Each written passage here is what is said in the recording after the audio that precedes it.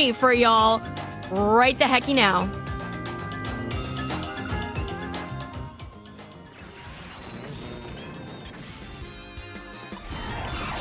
Hello everyone. Okay? Okay, you're good to go.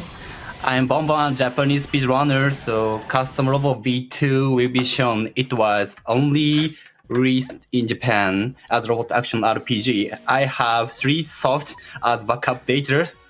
I'm so pleased to participate in RPG Limit Break 2024 and show this speedrun for other countries. In this time, we have invited Shawnee and GhostKumo from Custom Robo community as commentators. They helped me. A comment please from Shawnee. Hello everyone, my name is Shawnee. I am actually a runner of this game now, and I've been loving Custom Robo for many, many years. And it's an absolute privilege to help commentate for bombomb, and just how much joy bombomb brings to the community as well. So, and just Ghost as well. Hi, I am GhostKumo. I am also a Custom Robo speedrunner, mainly for the Custom Robo Battle Revolution for the Nintendo GameCube.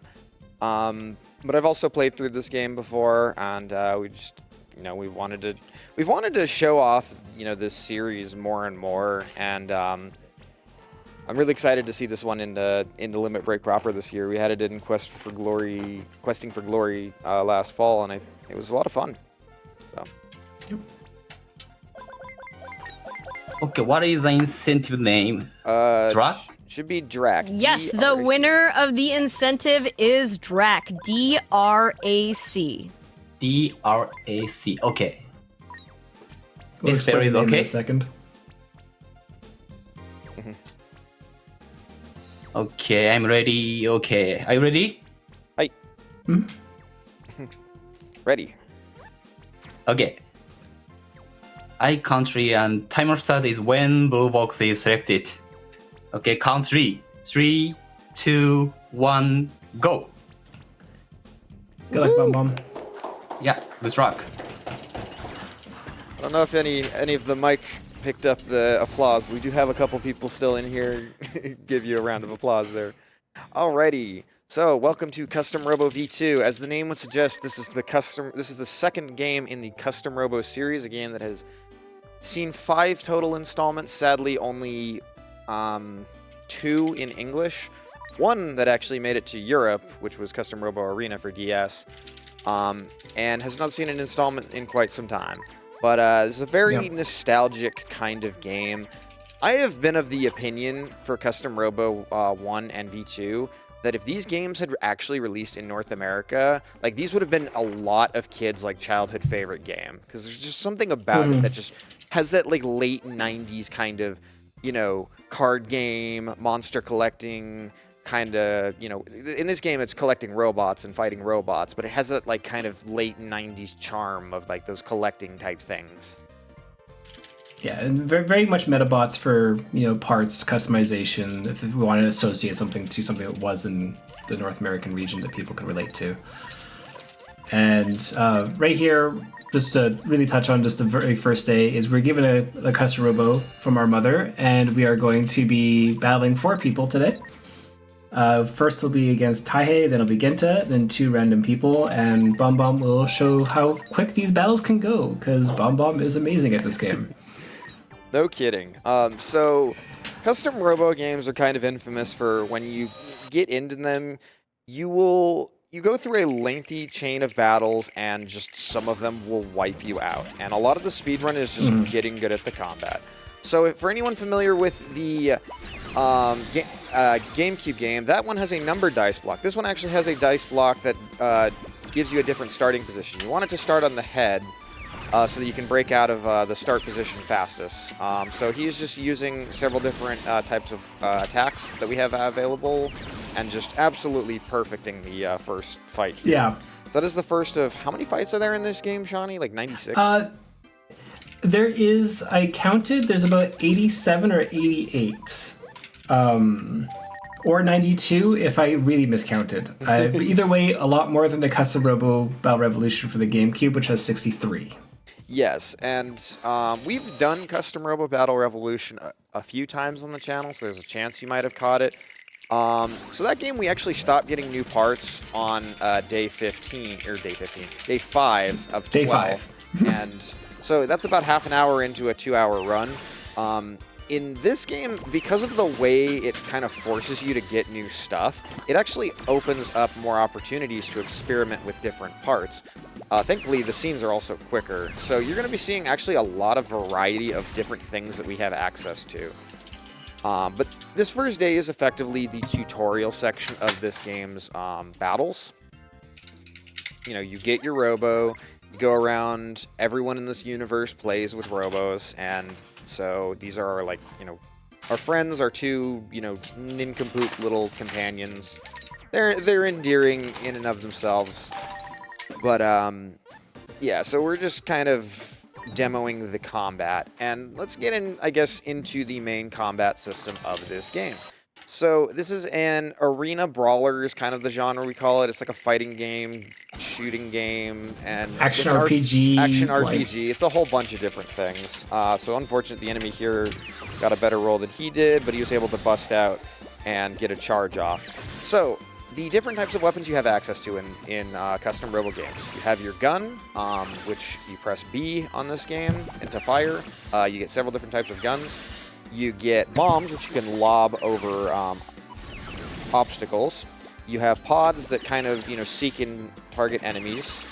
And then you have a charge, which is unique to every individual Robo model. Every Robo that we have, we start off with Ray, which you might recognize as a Smash trophy. Yep. Every model has their own charge as well as their own stats. Ray is well-rounded. It has straight down the middle stats in every regard.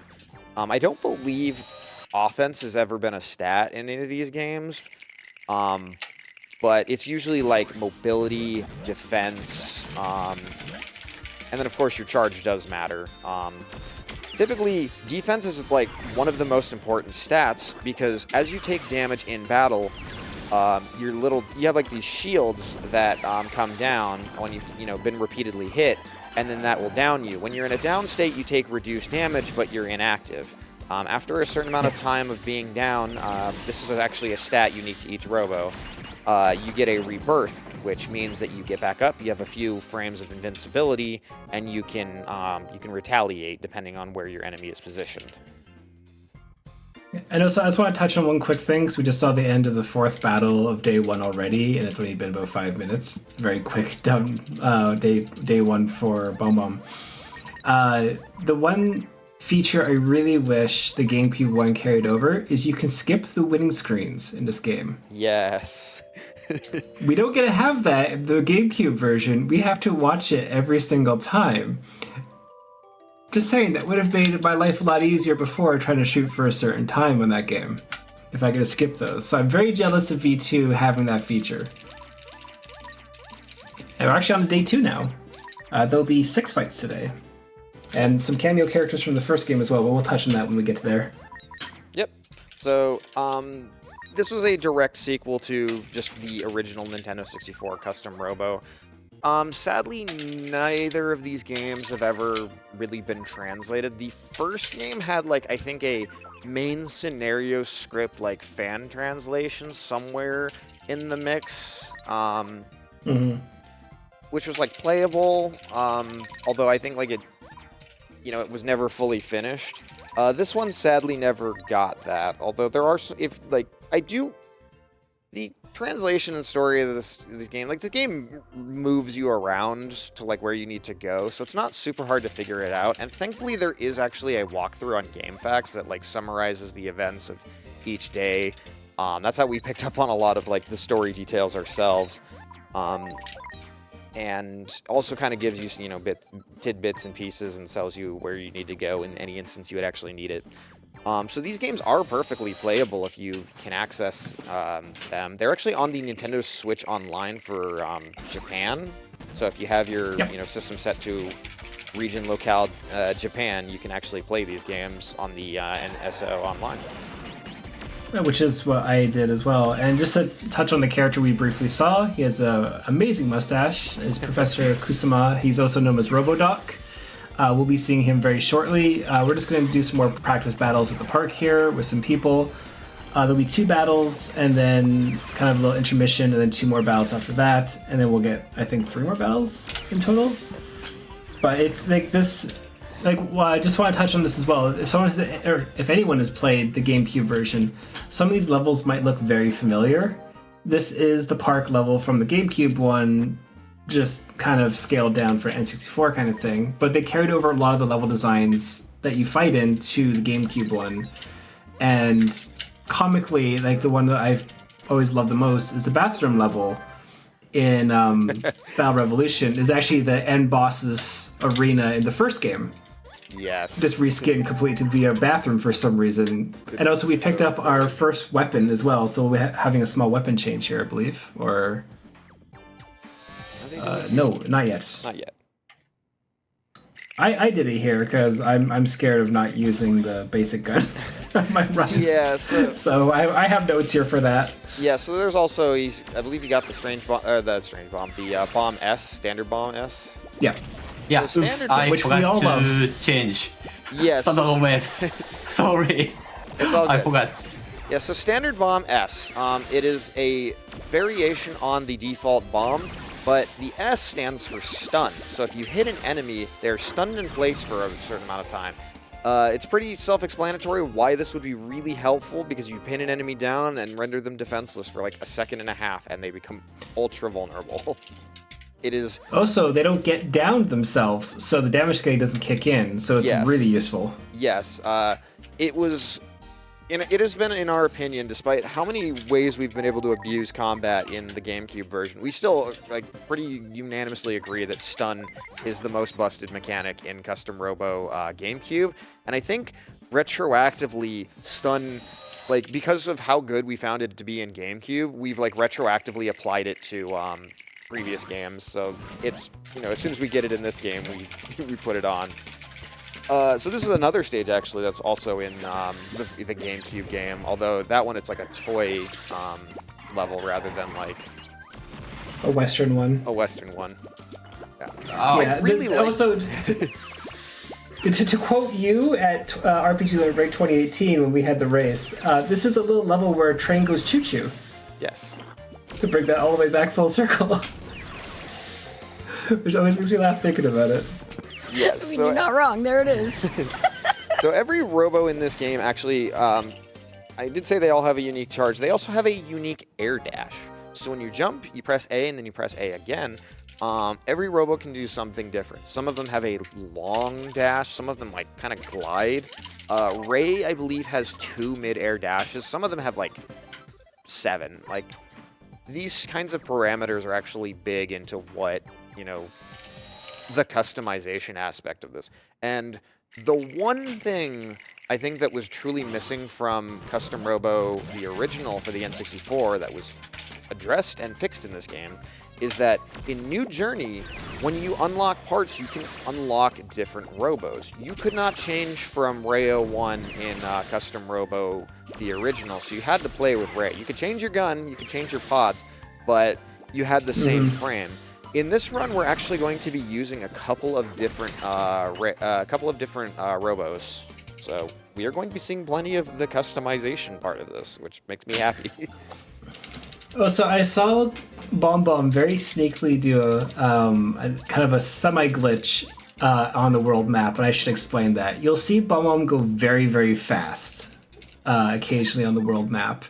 That's because, if I recall correctly, you're basically resetting the stick through button commands and then basically overloading the direction, making the game make you move quite a bit faster in certain directions.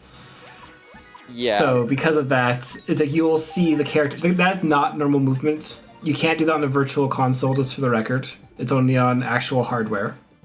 Yeah, there's a shortcut. I did try doing a lot. Yeah, there's a shortcut that you can press that resets and helps you calibrate your joystick. So you hold it in a direction, reset it, and then reset it, and then hold it in there, and you're basically doubling your speed in a particular direction. It is very jank hardware manipulation that allows you to move faster on the overworld. Does take a bit of getting used to, but it can save you a lot of time. And speaking of saving a lot of time, we haven't really touched too much on the combat strats here. A lot of custom Robo comes down to understanding how the AI behaves when you are positioned a certain distance away. They tend to be very evasive when you're very close to them, so you kind of want to space them out just close enough to yourself that you can hit them with your gun and charge, and like they are open, but they're not like super aggressive. So these two characters here that we're fighting are, I think it's like a a net battle kind of. But yes, it's a hologram machine. Yes, it is. Yeah, so these two characters, this girl and this boy, I can't remember the girl's name. I know the boy is Shinichi, but they're Karen. Yeah, Karen. They are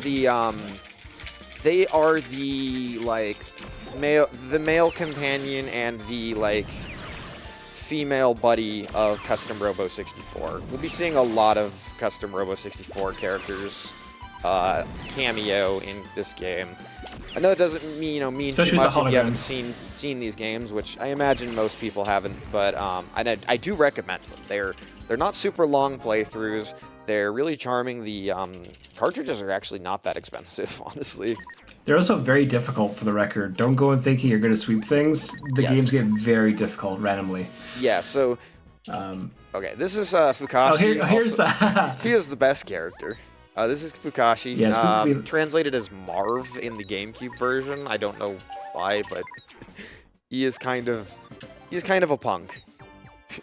Yeah, he's also in every Custom Robo game. Yep. They have him as a very brief cameo battle and grand battle in the GameCube version. They have wanted posters of him. You can find him on the wall. He's in Arena. He's in V1. He's in V2. I don't know if he's in GX, but I assume he is. They keep adding him everywhere. We don't really talk much about GX. So there's Custom Robo and Custom Robo V2 for the Nintendo 64. There is Custom Robo Battle Revolution, sometimes just called Custom Robo, because that was the first one we got in the United States for the GameCube, and then Custom Robo Arena for the DS. These ones are generally all seen as like the good games in the series. And then there's GX, which was made on the Game Boy Advance. It is a like the battles, rather than being like a 3D arena, they're like a side-scroller thing. The console clearly does not handle the combat very well, so it is a rough playthrough. Yeah. Also, actually, we're also done day 2, which is these animations for getting new cards is so nice. I know. You don't have to watch the 3D model open up every single time, too. If we had this... we actually forgot to touch on the name. Yes. If we had that speed in GameCube, we'd probably use more parts. So the name, we have... everything is in Japanese, but thankfully you can put Romaji for the character name. And we have named ourselves Drac, which will show up in the text anytime our protagonist is referred to. Just shout-outs to Drac, one of the biggest, like, just people in general. Inspirations got me into running this game, and both directly and by proxy through me, like, got several other people, including Shawnee. And the Custom Robo community, it's been fairly inactive in the last couple of years, but the, community was just really tightly knit. We all we all enjoy each other's company.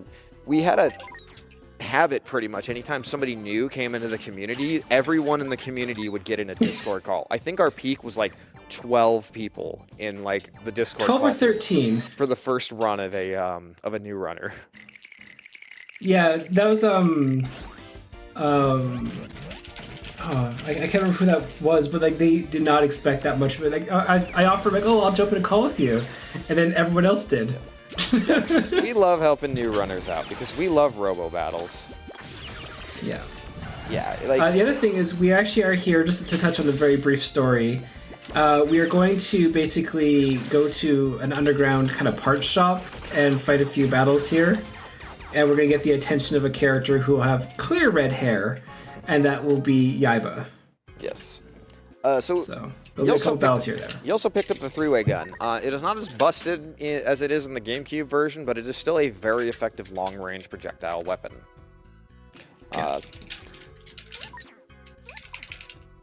Also, that broken door on the outside is my favorite. It opens up and it still clips through the wall, and I love it.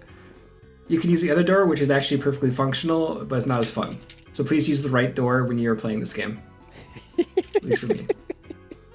I found it very funny learning the run, and I'm like, this is great. This just makes me think of like the Mega Man tech, where it's like you can either run through the door or jump through the door.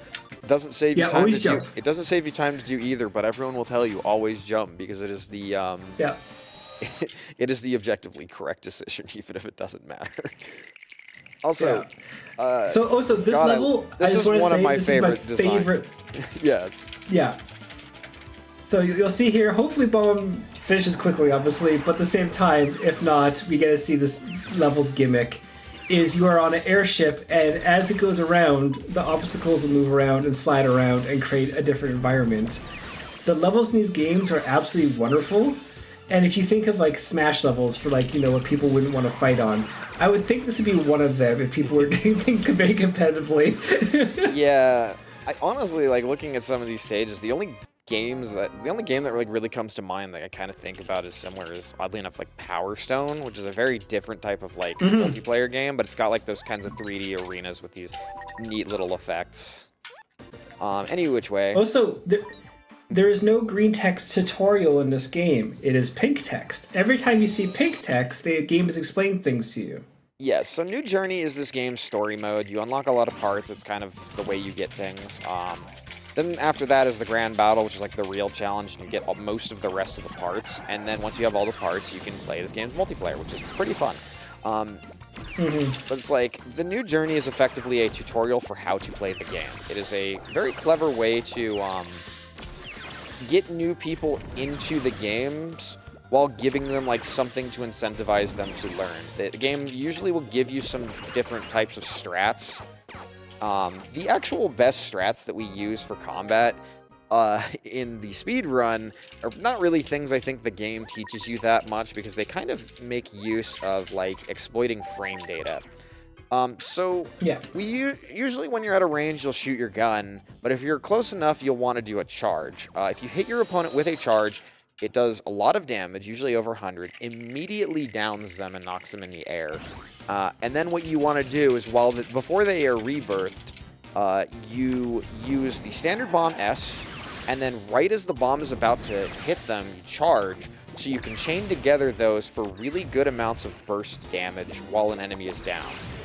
This is effectively the bread and butter combo of a lot of fights in the early game, just because that is what Ray is really good at. Yeah. Also, just to touch on the last stage we saw as well, it might look familiar.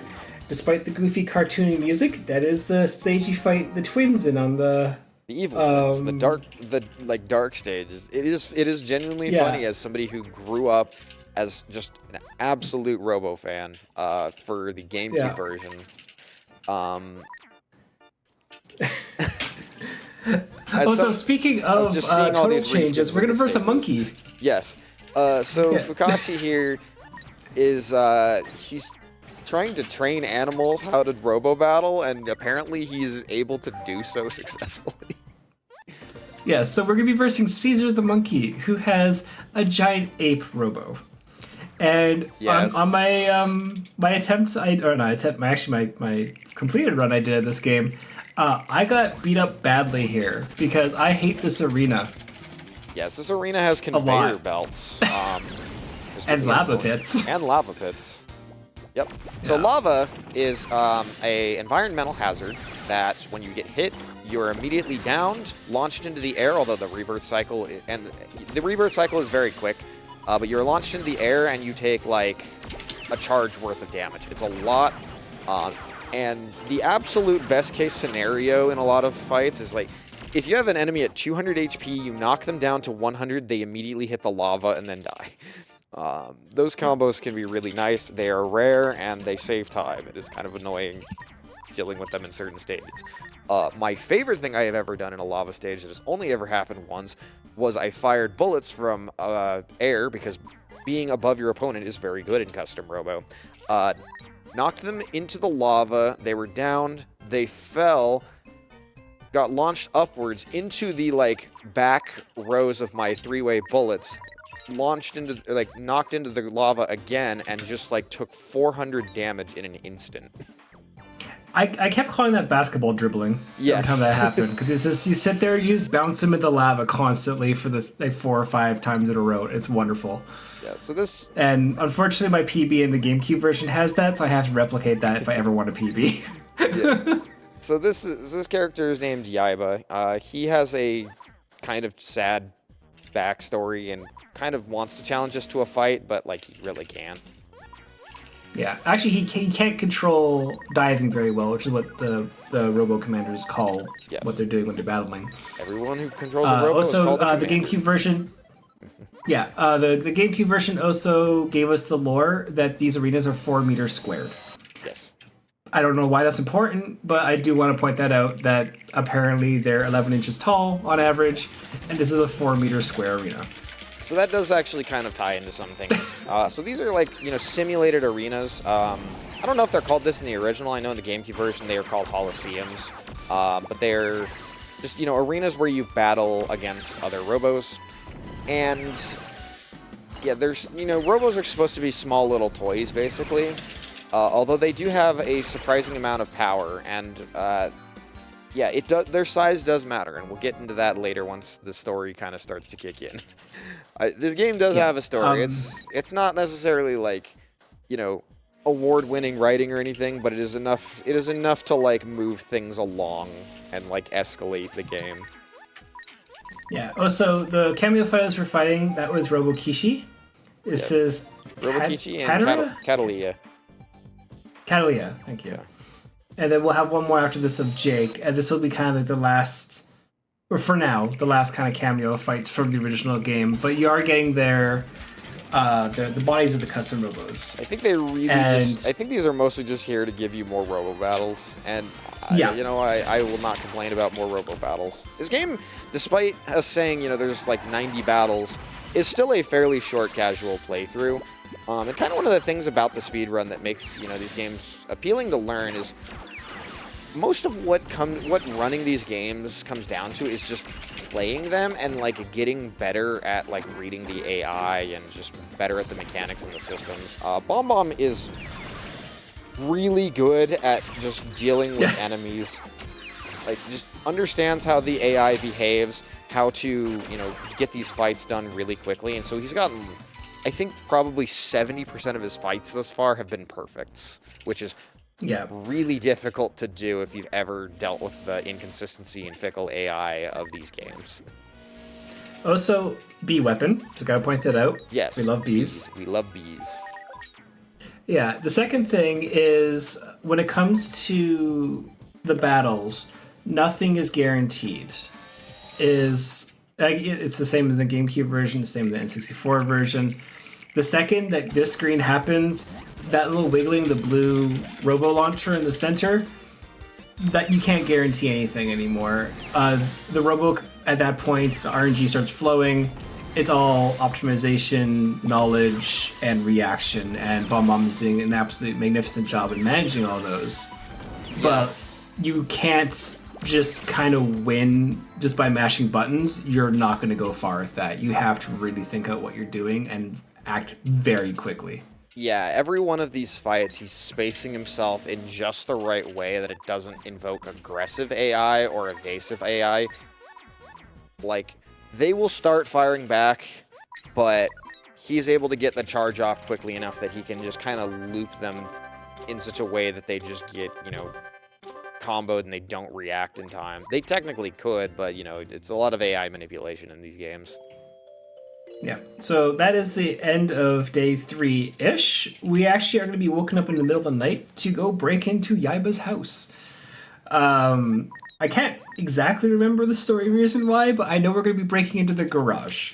Yeah, so there's sort of like a thing of, basically his backstory is that his, like, brother died, and, you know, he's been using his brother's RoboCube, but there's, like, it can only store, like, 100 battle replays on it, and the next battle that he does will basically take off the last one that his brother did.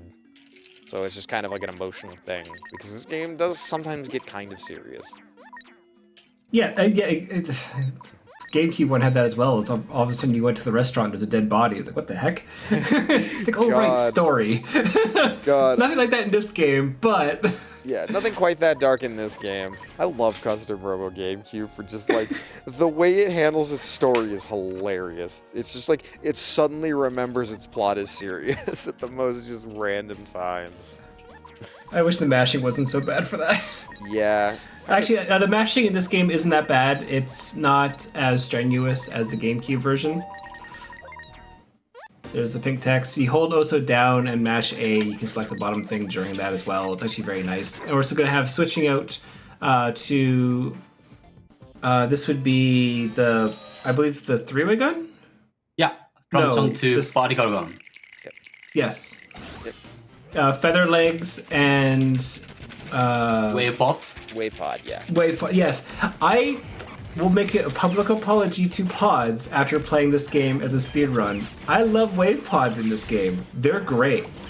Yeah, pods, anyone who's played these games will tell you that pods are like by far the least used of the types of weapons you have. They tend to be more zoning tools in multiplayer, and against the AI they just aren't super effective, but wave pods are surprisingly useful in enough situations that we do not take them for granted. Yeah, and the vertical gun here is great for pinning down the... You can see the green explosions, that's the wave pod.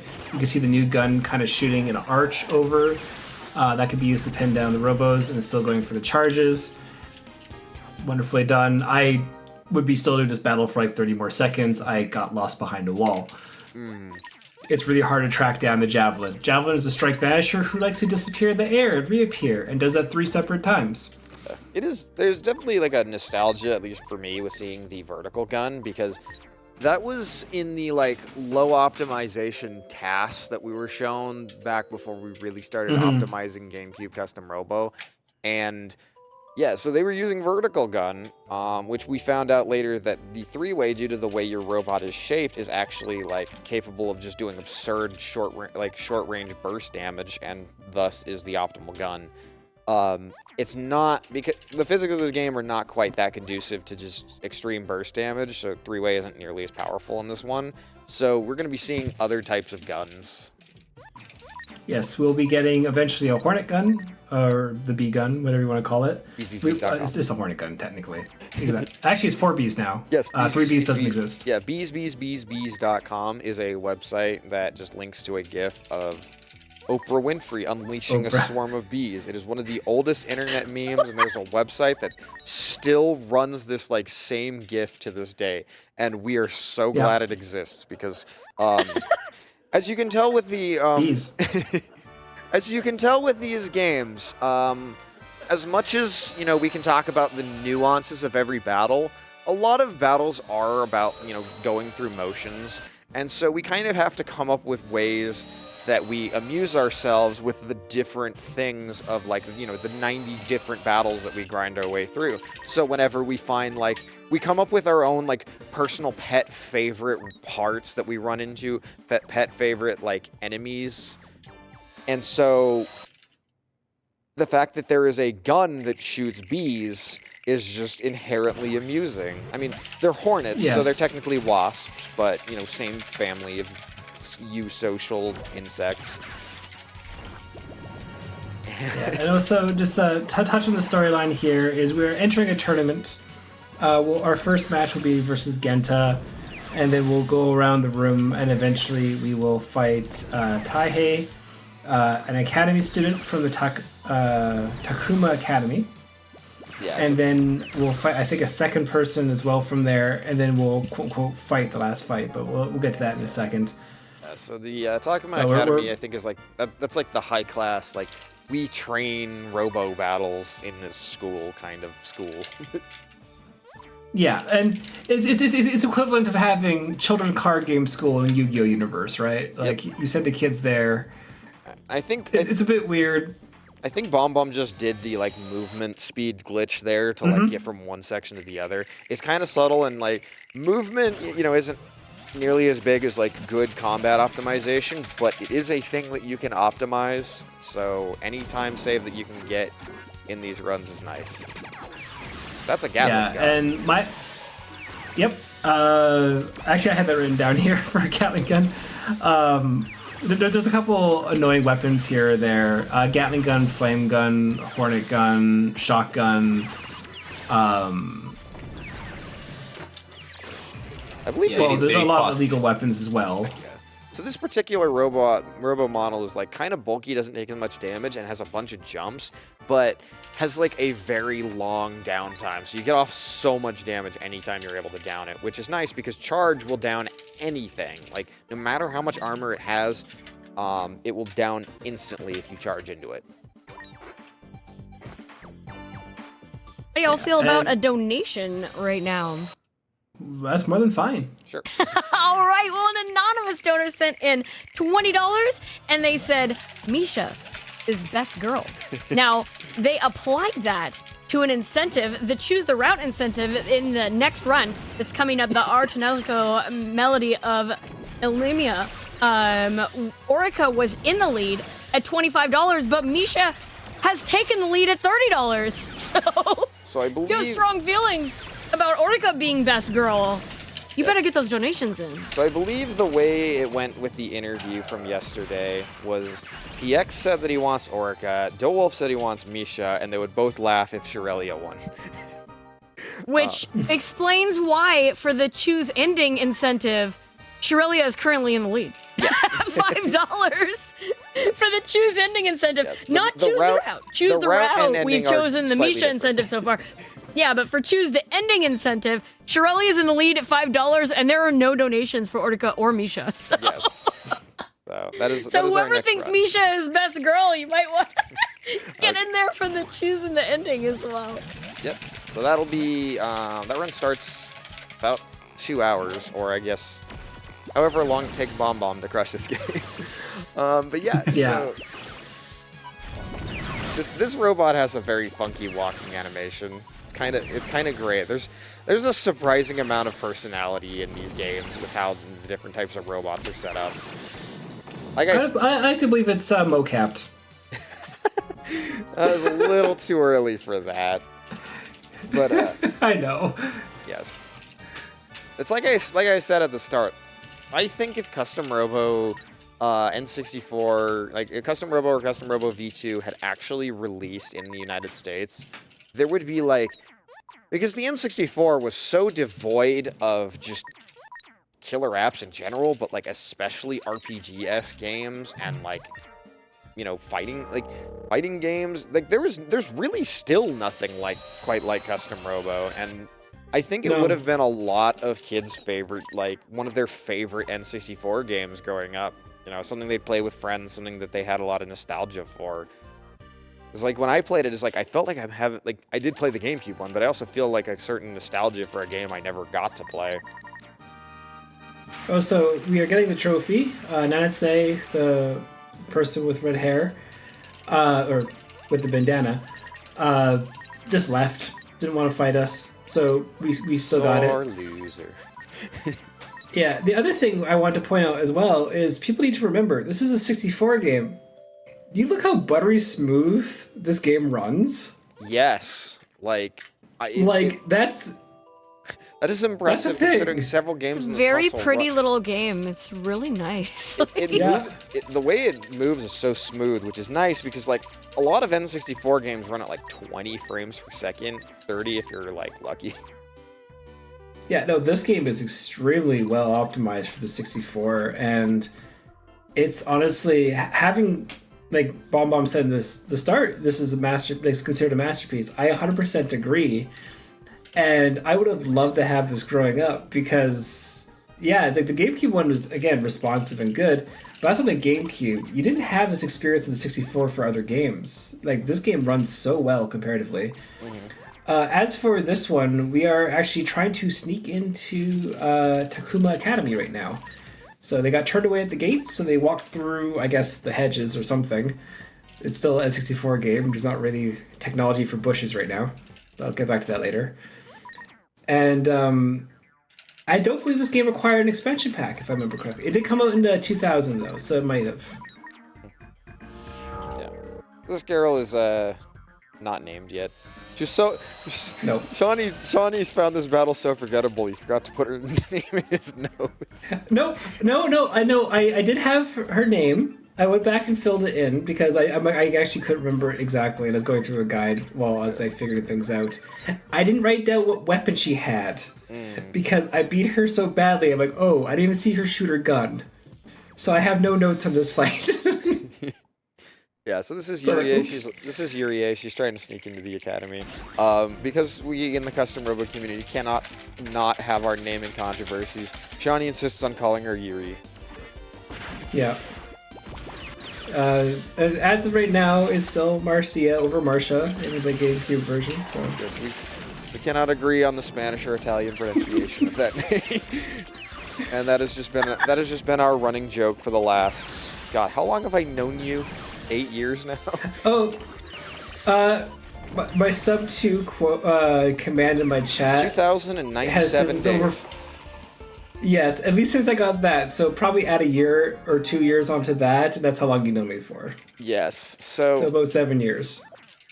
yeah, God.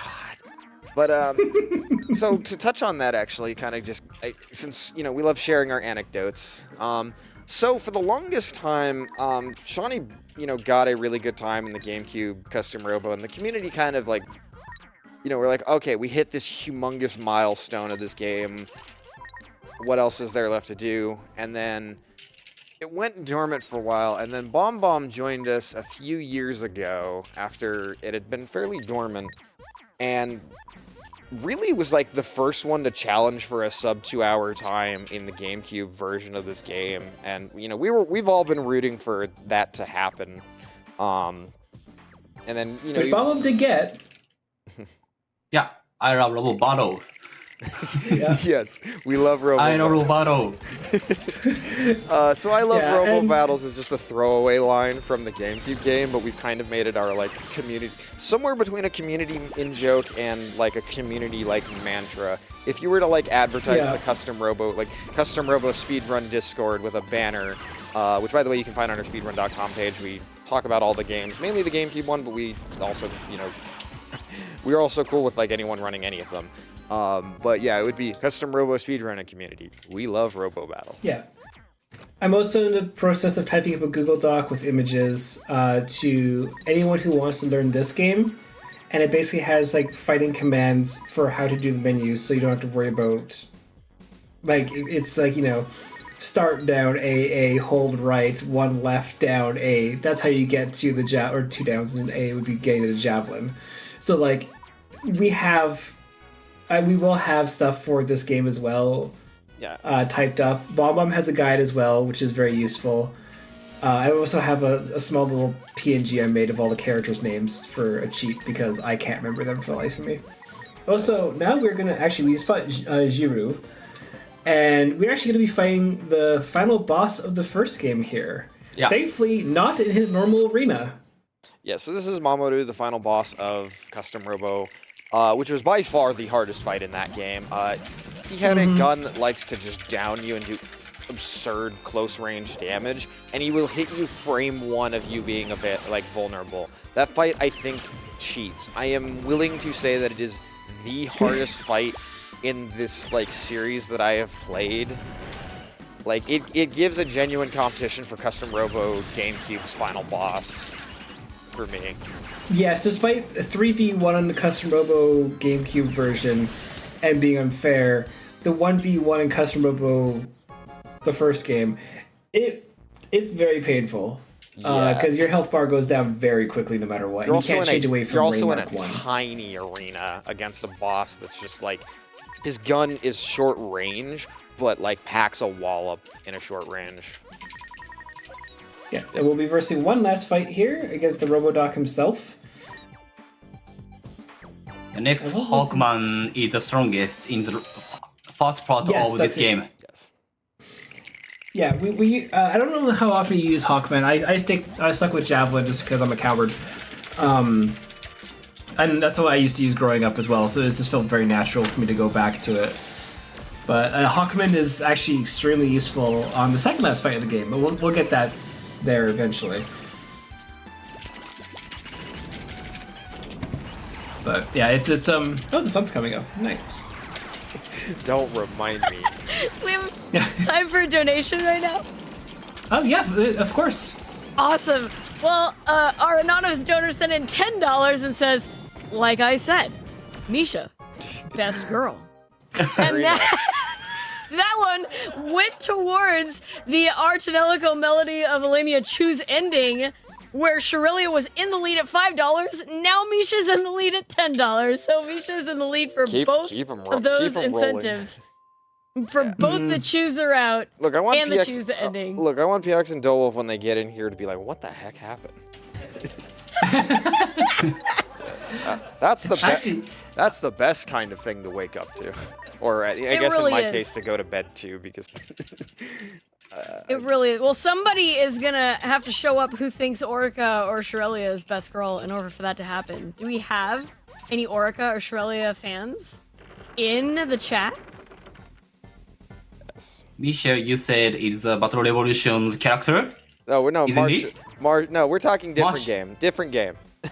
A different game? Different game in yeah. the marathon. Yes. No, we're not talking. Sorry, I we're not. misunderstand. We are not talking Marcia. that is a different Sorry, character sorry. from a different game. So close. Oh boy. So I close. mistake. Okay. But anyway, now we are at Just Sorry, go I ahead. was just gonna say, just to touch on something, I see it in chat. This is a Japanese-only game. It is on the Nintendo Switch online for the N64. If you have a Japanese account, you can play it as well. But it's a wonderful game. But yes, it's only Japanese. Yes. And sadly, they did finish a fan translation of the first game, which plays very similar to this one, albeit in a little bit limited capacity. Well, they mostly finished it. It's somewhere on the internet. I am not the distributor of that. But the second game, I think somebody who said that they wanted to, and they had like, a partial completion, but they never released it on the internet. And sadly, that would have been the only thing that we have. So the closest thing you have, if you want to follow along with anything in a casual playthrough, is there is a guide on GameFAQs from 2014 that basically explains everything going on, tells you where you need to go, what you get from every fight. It is a very useful bit of set of information that I think bridges the gap enough that you can enjoy this game. Just by having this as having it as sort of a companion piece. Yeah, exactly. Also, the other thing just to touch on, we're at the Takuma Academy. We're able to enter it because we won a tournament, and we'll eventually be enlisting there. We meet Takuma, who is the one who looks like Trunks from Dragon Ball Z.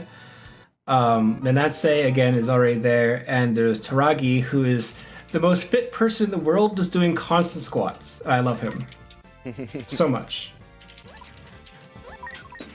And if you want to keep up with him, go for it. Please don't tire yourself out. He's doing it eternally, 24/7, even in his sleep. Challenge to donators. Donate $1 for every squat animation. I honestly just he looks also like is this very small sprite, whatever. He also looks like a little bit like Brock from certain angles as well, or Bruno, depending if he's sitting down. And just constantly doing squats. I just have the greatest time watching Taragi.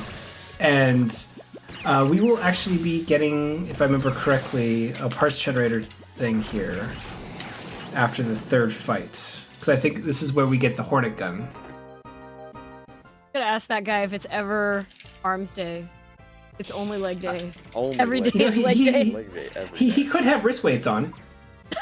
That's true. It could be everything all at once. He's definitely working his core.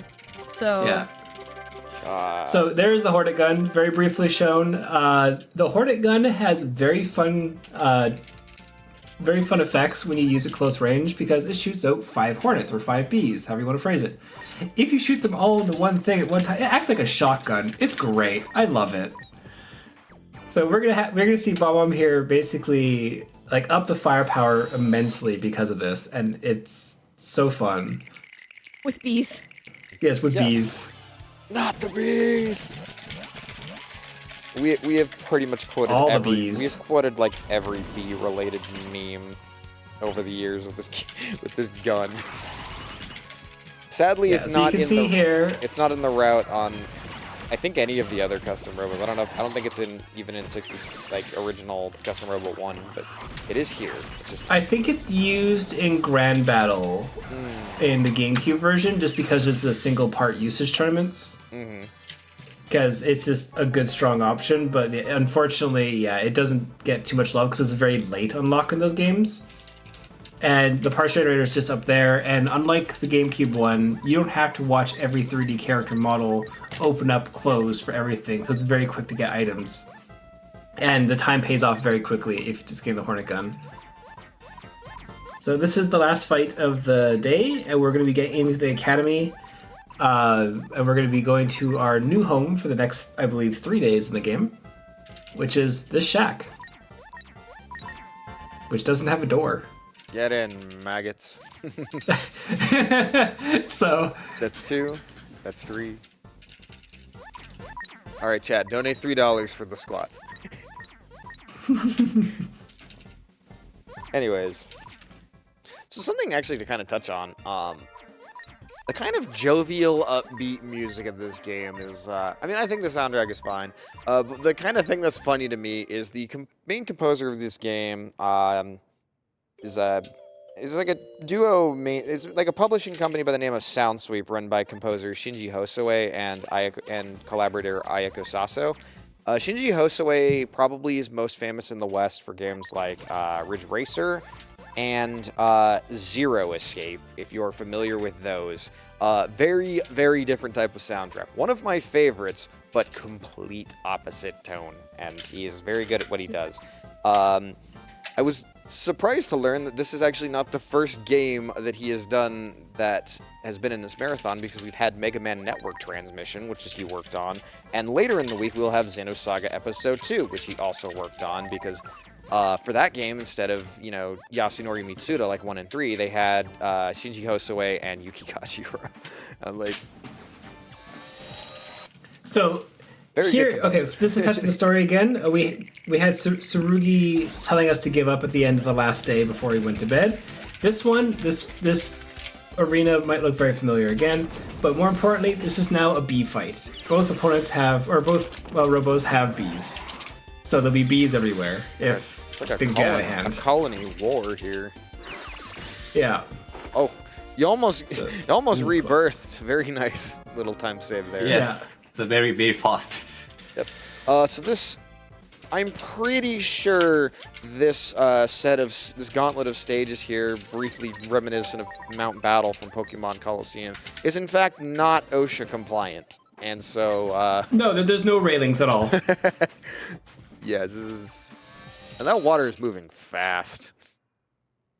I mean, it separates those who want to live and those who don't. They're appreciate children, railings. Shawnee. Yeah? Sink or swim. Anyway, so this is a bunny girl. I don't really understand. Yeah, it's a bunny girl robot. It just looks like a bunny girl. I don't think that's what she was reacting to. Oh. Yes. Well, either one.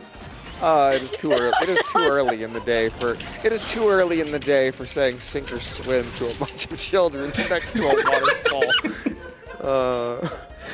That is how some parents do it, but not recommended. They have These permission comments slips. do not It's reflect okay. the suggestions of the RPG Limit Break staff. This is not the Permission official. slips make everything okay. This is not the official stance of RPG Limit Break stuff. It's way too early in the morning for me as well. We recommend OSHA compliance. Please invest in railings. Yes. This is the third or fourth fight now. I lost track. This is Bubble Man? This is Bubble Man, yes. He has a bubble gun. Oh god, his charge is so funny. Yeah. So it's a very slow moving charge. The bubble gun is so annoying. if you ever want a gun to get hit by to basically lose time, it's the bubble gun. It doesn't down you. It just kind of stuns you. It just kind of makes everything just slightly slower. The double charge. And so a lot of enemies when they charge in this game, the charge animation makes them invulnerable. It has a lot of end lag, so you are vulnerable afterwards. But if you spam it like he did, like sometimes you can just get lucky. Yeah, and if you ever see the Robo turn red, that is basically the iframes that the charges give. The Robo that Bombomb is using is called Javelin. He switched over to it just a little while ago. And basically, its charge is very broken, very fun, and you can dash like 5 times, do a ton of damage, has 0 iframes. Yes, you are very the Ray Mark 1, or sorry, Ray Mark 2 in this game, sorry, had iframes at the build-up of it. Yes, you so kind of like disappear. Using and then Javelin's nothing. double-edged sword.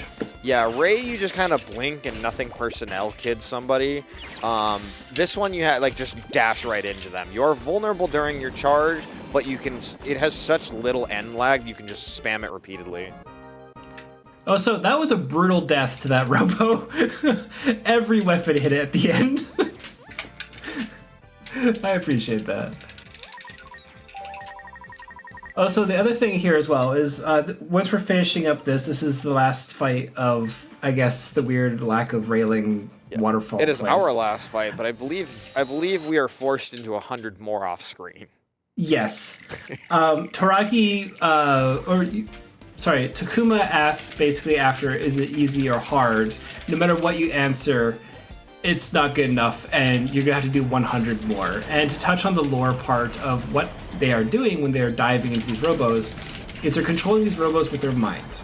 So eventually you get mentally exhausted, and parts normally are limited in capacity so they don't do excess damage to the person who's diving. Yes, there is a limiter built. Doing 100 extra battles would be very detrimental to anyone's health. So because again, it's not really recommended. The school is not compliant with regulations of treatment of children. No. No. But this is the most dangerous arena. The next place we're going to go to, I swear, will have railings. It won't. It won't. It's actually far more dangerous. How do y'all feel about some donations right now? Go Sure. for it. It's just cutscene now. All right, well, Yeah. I have a $10 donation from an anonymous who says, this donation may have tripped and gotten lost on its way to Orica, but I'll never admit it. Okay. And then Allie sent in $50 and says, okay, I've heard my call. Actually, I have no clue, but go Shirelia ending, I guess. After all, money goes to a good cause. You are so incredibly right. Allie, thank you so much for your generosity. Just to switch on over to those incentives. The choose the ending incentive, Shirelia is now in the lead at $40. I believe we also have an end credits incentive on that one as well. So, Oh, do we? the bid Do war. let's- Yes, the bid wars are awesome, and we love your donations for that too. We also have a few things. I think there's one incentive with that one that's already been met, and then there's one more that we'd also like to see met. So, whichever you would like to do, definitely take a look at the options. Definitely, yeah. Yes. That's. I'm sure you're referring to the sing exec _ Yes. Phantasmagoria. I think that's the credits Yes, theme. we so. definitely want to unlock that, no question. And we did get some more donations towards that. We're sitting at $240 out of the $500 we need. So please do click on that one. So plot is happening. Just to touch on the story, we talked to Yuri in the back. Yuri is Mamoru's sister. She's been sent there basically to spy on the academy. She thinks there's something wrong going on there. Jiro doesn't believe it and just wants her to stop being just a busybody.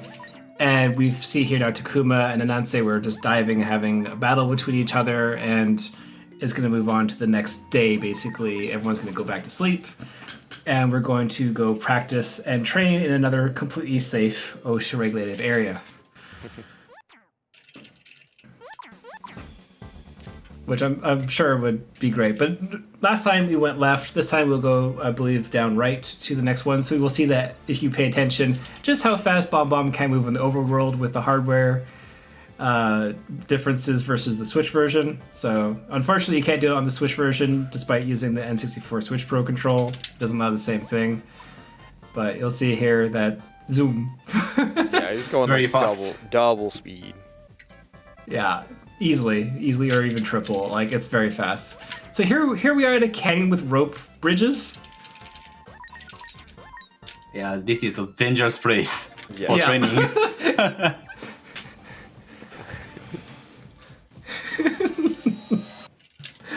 So there will be, I believe, 5 fights here.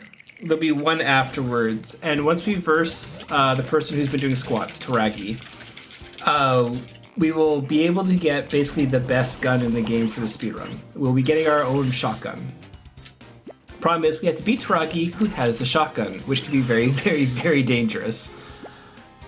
Oh, so shout out to Carmen in the Metal Ape, Oh god. because this is her so stage. We are referencing the stage where you get the Robo you use for 75% of the GameCube game.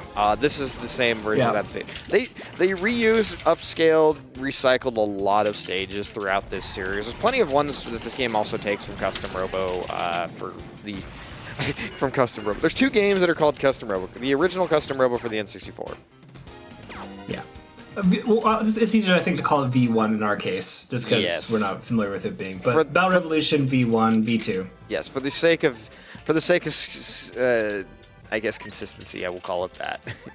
If I remember to. 2, 5. 3. He did 3 in total there. So Yes, 3. So we're up to Another 6. 3. 7. yeah, Oh, he did half a 7.5. 7.5. Yeah. Well, again, this great fitness.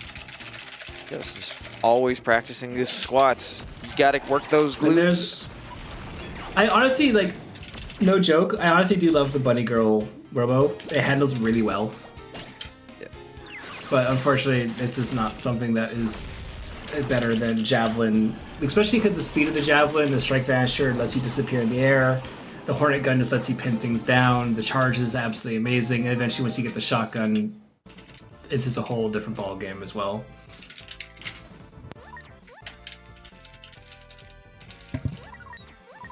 There's an essay. There could be another battle. This one is against the Polar Bear Robo, if I remember correctly. I did not write down the weapon. The Bunny Girl before that actually had a freeze item. I don't know if it's a pod or a bomb, and a dragon gun. So that could have gone very bad very quickly. Yeah, freeze is kind of similar to stun, basically. It's very annoying to deal with. I need to correct my notes here. I wrote down the wrong character. Twice. There you go. Yeah, so again, this is a lava stage, so you just got down to... In that case, actually, it was kind of beneficial to hit the lava because it gave him a faster rebirth. Yeah, a good chunk of HP is missing though because of it though, but Bomb Bomb's in the lead HP wise. Yeah, the all only Robos obviously have 1,000 HP. Yes. Although they have 1,000 HP, they take different amounts of damage depending on the model. But damage is kind of weird because, like, some Robos down the second you hit them with a light breeze, and you actually don't do damage as quickly as you'd like. If you hit them with a charge, you do a ton because it's front-loaded, but if you hit them with, like, your gun, like, you would actually do less with Gatling, for example, because, you know, the first bullet downs them, and then now they have, like, the, you know, reduced damage from being downed. This is against Tsurugi. Tsurugi has a needle gun, which is extremely annoying. Yes. Like that. There you go. It likes to down you very, very quickly, easily, and it's very quick to fire. So, and also, it obviously, you can't jump away from it straight up in the air because of that. So, and honestly, I would argue this is actually where the difficulty spike of the game is. After here is Taragi, and then this is we'll have one more fight after that. That'll be the end of day 8 of day 12. Yes. We'll get into why the paces and the time estimate right now looks the way it is, because day 12 is its own thing. Yes. These games tend to be kind of backloaded. Yes. So 8, 1, 9, 2. 10. I'm counting total. Yeah. Do we have time for a donation here? Go for it. Yep. All right, well, an anonymous donor sent in $35 and says, as per my last donation. Oh my Misha. god. So, if you'll take a look at oh my gosh, actually, things are happening. Things are happening faster than I can read them. Misha's up to $45, but Shirelia has jumped into the lead at $50. For a hot second, Misha was in the lead with 45, but I couldn't even read it fast enough. Shirelia is back, baby. I'm still laughing at as per my last donation. I'm like, I know that's supposed to be nice, but it's like it is currently on site 5:35 a.m. on a Monday morning, and that is the most office email speak like passive aggression. I'm like, this is like either the best or worst time for that kind of. You know what? message. Honestly, they're very dedicated to Misha, and I can respect that, especially when it brings in money for Nami. Yes. Also, our other donation has rolled in, an anonymous donor for $10 who says, "Oops, I accidentally donated to Shirelli again." Smiley face. keep those coming. That, Oh man. in fact, explains why Shirelli is now in the lead. It is currently a heated battle. Right. I have that question as well. Where my Orica lovers at? I feel like we're at the point where it's like half of the people don't really know what they're donating for. They just want to get a reaction, and I'm like all for it. All right. I mean, It makes they're sense gonna when you get to the I'm next highly run. entertained. Please donate, entertain me, and support the National Alliance on Mental Illness. Thank you. So to touch on the story, we have here Yaiba versus Tsurugi. They're actually twins. Clearly, one dyed their hair. I don't know which one. But we're going to say no to fighting right now, and then we're going to get the shotgun. This is the one time, like, we should really stop this guy. He's going out of, he's using so much power. No. Just let me go to the parts center in this cave for some reason. I don't understand why. I like the idea of their hair is so anime you can't tell which one is dyed. One of them is the main character in their family. We don't know which one. Okay. Yes, This happens. But now we get to be, and this is a weird throwback to the GameCube version as far as I'm considered. But you mean we the get to GameCube be the version's throwback to javelin? this. No. We get to be the javelin on the ice stage with the shotgun. Oh right. Yeah, there's a robot in that's really annoying. Yeah, we all hate that fight. This is the game where we get to actually reverse it. Yeah, I get you there. I mean, a lot of us played this game after fight. GameCube, so. Yeah. Also, he passed out And because he takes his fights too so- seriously. yes, yeah, it's very dramatic. But basically he was using too much power. He's trying to eventually control how much he can dedicate his energy to diving. And Tsurugi tried to stop him, failed, and then we stopped him. He passed out, so therefore he stopped diving. Also, you saw in that battle how overpowered the shotgun is. This is also the final exam now. So we will be doing, I believe, 6 or 7 battles in total. No, it's 7 in total. It'll be against a student first, or 2 students, and then we'll start versing all the named characters of the academy. And the last fight against Takuma honestly has to have one of the best entrances. It makes me very happy. So please watch out for that. That'll be after the Nanatsu fight, which is also very cute. You know, But as of right now, we will be versing a Triceratops Robo. You say the main character of this academy, but like, this is from the late 90s, early 2000s, and we have a sideways baseball cap. You know you can't beat our main character energy. Want to be like the best that no one ever was. That's the sign. I appreciate whoever's laughing, just saying. That would be your host. The people on yes, the host and the people on tech have been giggling away at this as well. I think we're all a little sleep deprived. Hey, they have to be to find me funny. Shawnee. It's too early for self-deprecation. No, it's not. I'm married. Okay. Anyway, that was the first battle. What is happening? Me and Ghost are talking. That's what. Yes. We always end up doing this a little bit. We do this a little bit. As much as we love Robo battles, we also love banter. That is our community of. Yeah, again, like there's a lot of Robo battles in here, and Bomb is just like absolutely cleaving them in half. And we're at the point where it's this like, is a fun. yeah. How do we say like, battle oh, here you is a little perfected another sprinter. one 37 different ways. Yep. Yeah. This fight's cool though. So, yeah, little sprinters are basically, no matter what, they get down by one single bullet. Yes. That shotgun is still technically one single bullet. And it does a lot of damage. They have very little defense. So you can just obliterate their health bar if you get close to them. Yeah, one shotgun shell is enough to do like 200 damage. 200-ish. Yeah, normally normally shotgun, shotgun is supposed to always down your opponent, or at least get extremely close, depending on the model. Yeah. Usually it just downs them outright, but like it does reduce damage for higher armor ones. It is a very effective gun to use against robos with really low defense. All right. Nice. Zero. Stop doing his squats. You know he's taking you seriously he's when serious. the warm-up is over. Yeah. Well, he's been warming up for like the last 3 days, so you know. Yeah, he always do squat. Yeah. Very hard. Also, Taragi, again, has a shotgun. So this is actually a very dangerous battle because not only is he a bulky robo, he can also do a lot of damage against the javelin very quickly. So Bomb's going to have to pace him out, stay out of the range, or else he gets downed and then possibly punished because of it.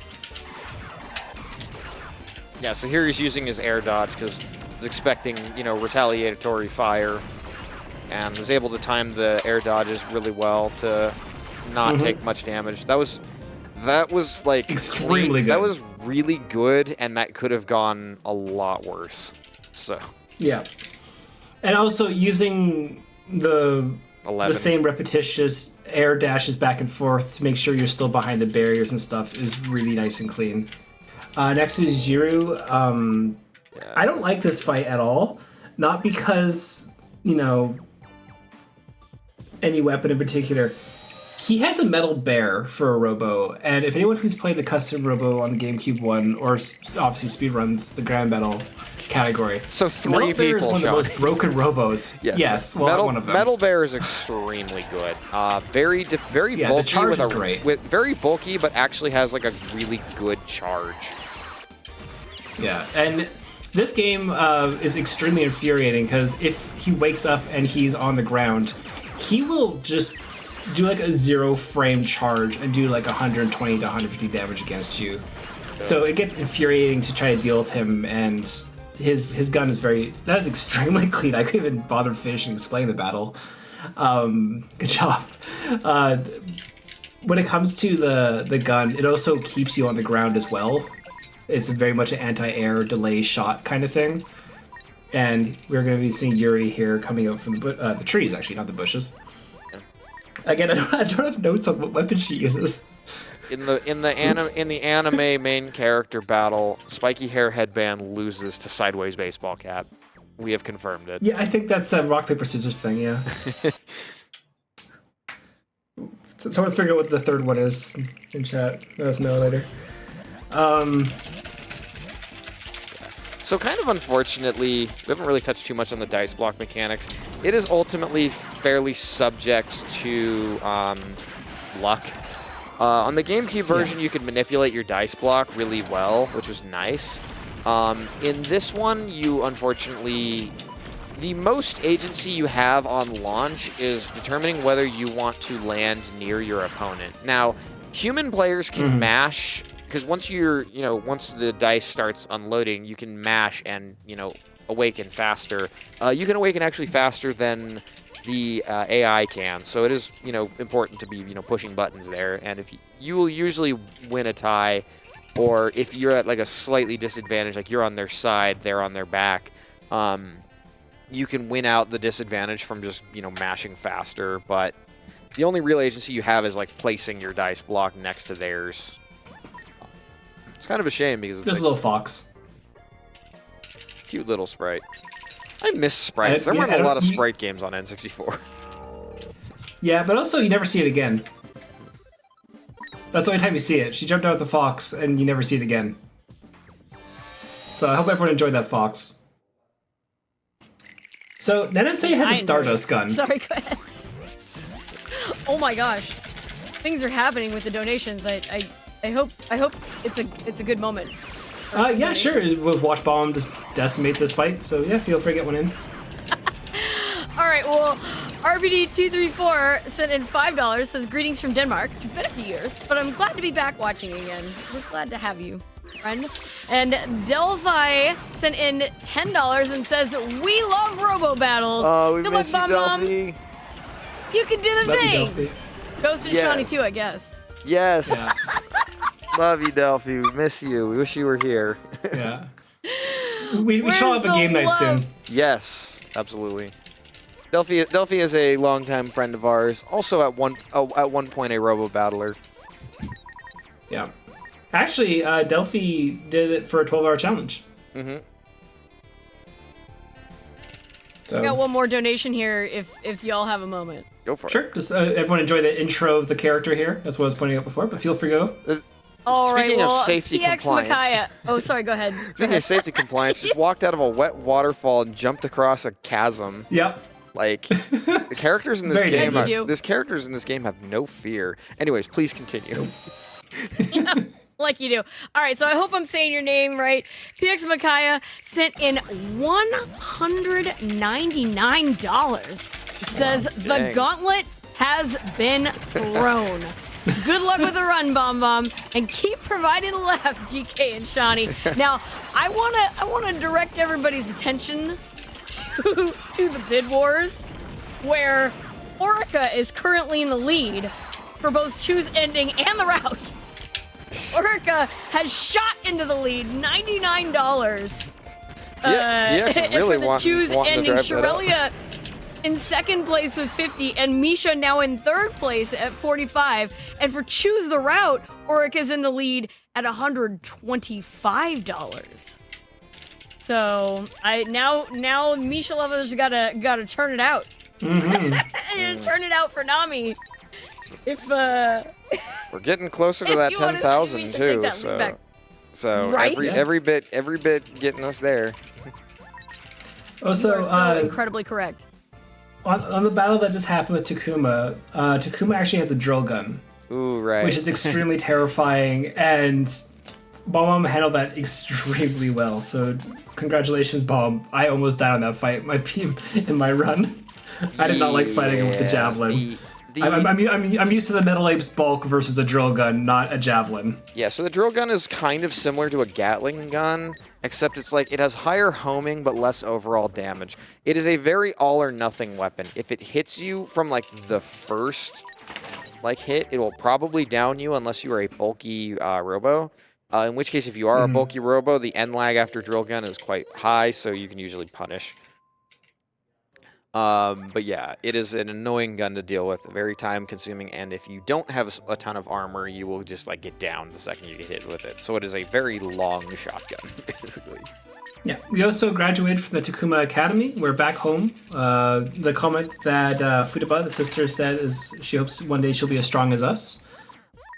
Wanted to point that out because it's actually a very cute little thing. Because I guess she missed her brother. Look, we have a sister and a mom in this game. We have like an actual family, which is more. Also, I want to point out the computer in the room. When the player goes to bed, is printed up against the wall. It's not an actual sprite. It looks great. I love it. It's installed into the actual wall. I don't think I noticed that when I played this, and You can't unsee it. Also, the chair's worth like 4 people. oh my goodness. Wait, So- are you saying that it's like a graphic on the wall? Or are you Yes. saying that Yes, It's great. it is a sprite-based N64 game. They did not have pre-rendered visuals down as well. Nope. So again, the chair looks like it could sit the entire family too. It's great. So we're at the new mysterious parts shop. There's been some talk around town that there's been some problems of people being like kind of put under control, and we're fighting this one person to figure things out. And then after that, we're going to be heading out. Report back. Oh, yeah, we go back to the Robo professor's. A Robodoc's laboratory after, and we're going to be versing one more fight. This is a very, very quick day. And at this point, we were talking about how many battles are in this game. We're on day 10 of 12. This is battle number 50. Next one is 51. It goes up to about 92, or whatever it is, or 80, 87, 88, or 92, if I counted horrendously or correctly. Going off of bombs, there's 90. His notes. Yeah. There's 90. Yeah, day 12 is like 45% of them. Yes. Which is why the estimate is like, wow, it's like we're on day 10 of 12, and it's only been an hour and 18 minutes. Sorry, 35%. Yeah, about that. 35%. I can't do math. It is early. Yeah, no, it's fine, don't worry. But like, yeah, it's a big bulk of the game. Also, again, as of when I said like there's a difficulty spike, the battles will only get harder and more dangerous. And the javelin is not the most bulkiest robo, and things can get punished very quickly. This is a very fun little robo. I actually really, really love the Oracle. It's I believe a trick flyer. It has a worm gun, as you saw there. It has a very slow firing dragon that does a lot of damage and can hit on its tail as well. And it's actually very fun and exploitable too, because you can keep kind of dodging it very slightly. Fire a dragon. And javelin's pretty good at it. It's so anime, but it's so cool. Yeah. So that was the Oracle, and that's we're gonna go home and we're gonna get ready for another tournament, the Marine Park Festival. And I have to make sure I mention the first fight as well. First, we'll get into the tournament. We'll talk to a few people to get access, and we'll be versing a couple people. And I'll touch on that when we fight the first one, because I know Bombomb wants me to mention the gimmick they do. Yep. This will be 5 battles in total, I believe. Also, a very special end fight for the day too, which I love. I don't want to spoil that at all either.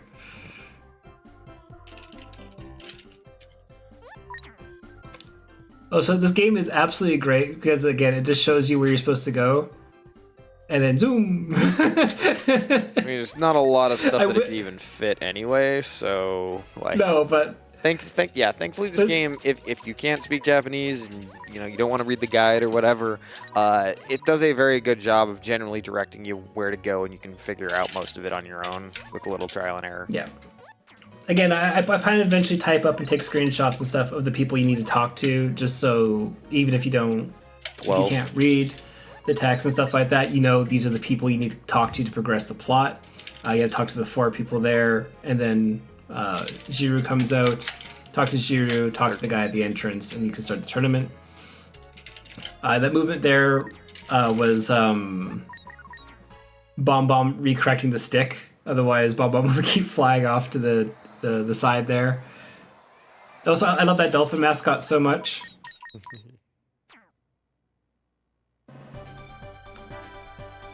So this day is actually quite a bit more difficult than I like to say. I actually had quite a bit of problems here.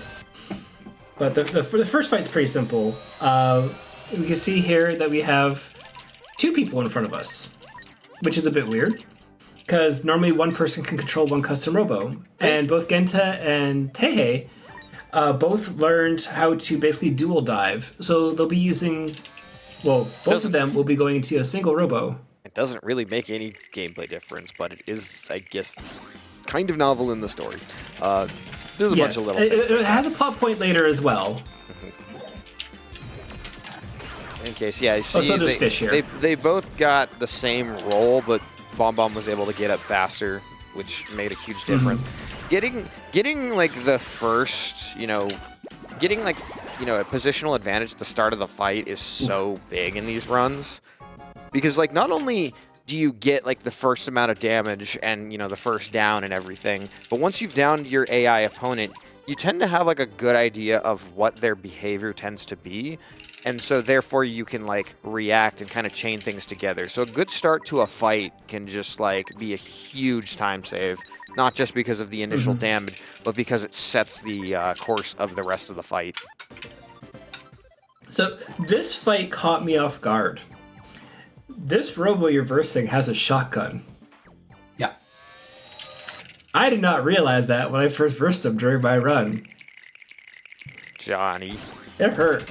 Yeah. So the thing with shotguns in these games is we as runners tend to learn very quickly which fights have shotguns because they're ones we remember. Because when you don't remember your opponent has a shotgun, you tend to play against them as if they can't instantly down you from, you know, a fairly short range, which is usually where you're going to be wanting to be in order to do damage. So yeah, that was a very sleek dodge at the end there to avoid the shotgun fire and then retaliate. Like, he's got the timing down for like when the enemies are most likely to strike, which is kind of how he's been able to like just avoid, you know, slow fights. Like like a lot of custom Robo speedrunning is you play a game that you are like you play the game casually, and then you play, you know, a speed run is like kind of like a speed playthrough, which is similar to casual. You'll usually have fewer deaths and, you know, follow a route, but it is effectively fairly similar. And then comes the optimization, the work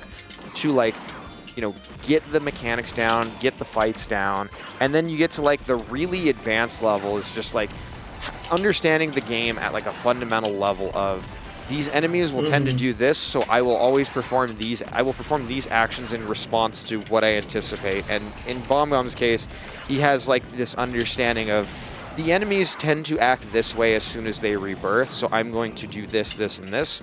And usually, like, you know, so you see just times where the enemy fires a shotgun right when Bombom knows that they're going to do so, does a mid-air dodge to get out of the way and then hit them in their vulnerable state and just like chain that together really cleanly. Yeah. Also, that combo that you keep seeing during that fight of the pod, bomb, and shotgun adds up very quickly. And it is an amazingly difficult timing thing to do because if you're shooting your shotgun, you can't fire your pod. So everything has to be timed exactly to be able to do this. And when I was doing my run, I stuck very close to just doing just basic shotgun. Like, I was just get the battles done. I can get a time improvement later if I do it again. But like, I love the wave pod in this game because it sets up the shotgun extremely well. It's unfortunate that in the GameCube one, you don't get the shotgun basically until like the end game. And there's so much parts of the way, it's not worth a time save. Yeah, it's like, it costs a minute, and then there's only like 10 battles left in the run, so that time save is just not there. And even the time saves compared to the 3-way gun damage doesn't do anything. So we are now done the tournament. We are going to get another trophy, which apparently is sponsored by the aquarium people here. I don't really know what the marine tournament is about, but we're getting a trophy nonetheless. But wait, someone's interrupting. I am pretty sure this is like 7 different kinds of illegal. Somewhat, yeah. I love the aquatic remix of Fukashi's theme here, though. Yeah. So Fukashi interrupts us, and he wants us to get we do one more fight. And last time we fought a monkey. Yes. So we're at an aquarium. There's Caesar. He has hello. trained a new creature, a dolphin. Yep. This is Cleopatra, the dolphin. Yes. We are fighting a dolphin in a robo battle. This is Phoenix Wright, eat your heart out. Also, this is the other thing which is very interesting about this game as well, is the characters' faces tend to be on the robos. So the dolphin's face is on the robo. You can see it. The dolphin's just in the robo. I love it so much. Adorable. Like, it's really cute. It is. It also has dolphin pods. It has a bubble gun. It's very thematic. It's very annoying to fight. It's very bulky. But I love the fact that they have a a dolphin robo, basically. And You can see here the bombs and pods.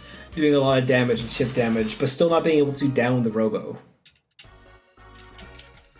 And we can see that the Dolphin's not happy about losing here. So the natural thing it can do is this spin Fukashi. I love that fight so much. It's so good.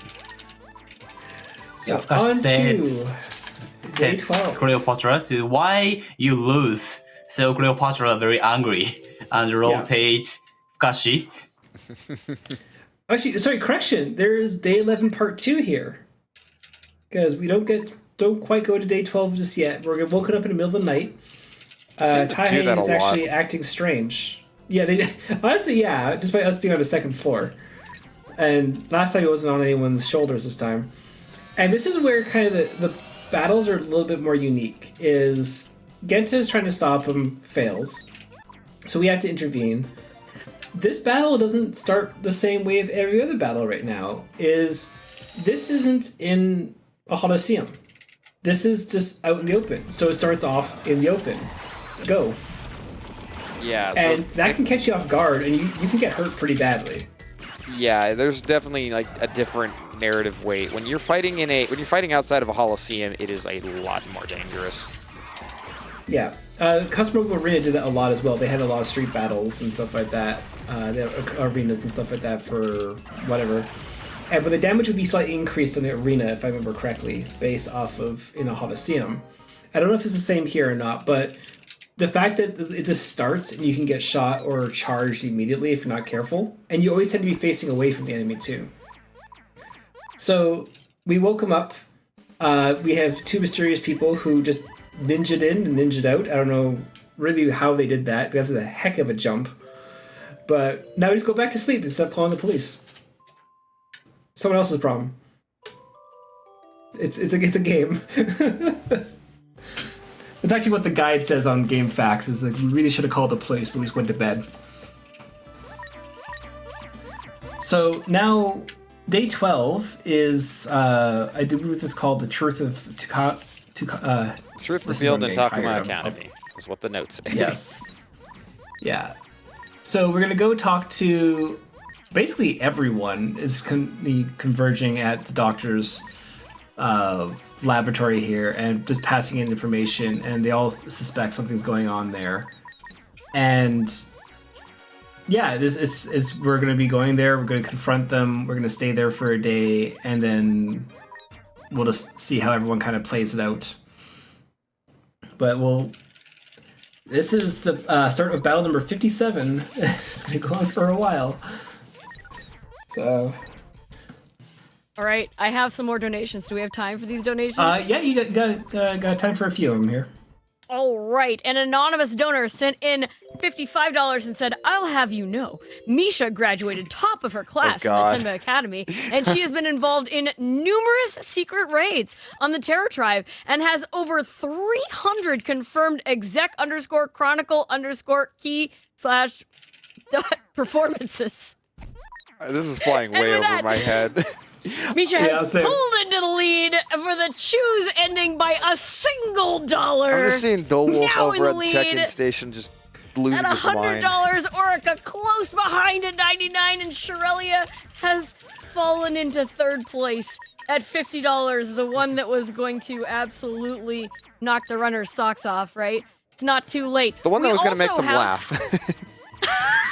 Basically. We also have a $100 donation from Dole, who says, "Robo Dolphin, lesson 3, lesson 3, lesson 3, lesson 3." That is the appropriate my reaction. response as well, so excellent. All right. Excellent. So So now we're on to the overworld fights again. yeah, we basically saw those who were involved in brainwashing the Takuma students. Takuma's on our side. He wasn't involved in this, so So we learn about the Goliath organization, which is the kind of Big bad evil. the big, yeah. So once again, we're gonna start here. Try get the damage. We Oracle here has a Gatling gun, and we have a shotgun though, so it kind of downs it a little bit quicker. So we'll have a couple fights here and there. But a lot of these are going to be very dangerous fights as well, story-wise, just because like these are not regulated to Holoceums and can be very detrimental to health for those who are involved in them. Arena touched on that really well, basically, because like, hey, bullets are real in the real world. That's kind of a bad thing. Yes. That's why people have to be very careful with them. We saw them fighting and doing whatever. We don't have to talk to them. You can talk to them for flavor text if you want. But back here again, we have Taragi on his rock. Yeah. And he's being hypnotized by the dark chips that were sold in the shop. And he will be basically versing us once again. And once again, he has a shotgun. I marked it down in my notes. I don't like versing shotguns. We do not like shotguns. No, we like using shotguns. Yes. We don't like versing shotguns. Yes. Also stun guns. We don't want stun guns in the GameCube version. I was gonna say, I don't think there is any of those. So stun gun has even shorter range than a shotgun. It doesn't down you instantly, but it's like rate of fire is higher, is like faster than it's like the amount of time it takes to get out of its stun. So you just spam it in somebody's face, just do 300 damage. There's like no recourse. There are answers to it, but it is one of the most annoying guns, to the point where it is the kind of weapon that tends to get soft banned in house rules. And this fight's getting dicey. Yeah, this is where again, like the difficulty is picking up, and Ooh. Oh, so close. oh, So close. Oh. Yeah, again, 13. any of these fights can suddenly go pear-shaped, and then suddenly you're on the back foot. And when you're like at low HP, any preconceived like strategies you have tend to go out the window in favor of self-preservation. Because if you lose a fight, thankfully you only have to redo the fight. There's like a little thing afterwards, and then you just have to redo the fight, and it's time consuming. It usually loses you like a minute, if not more.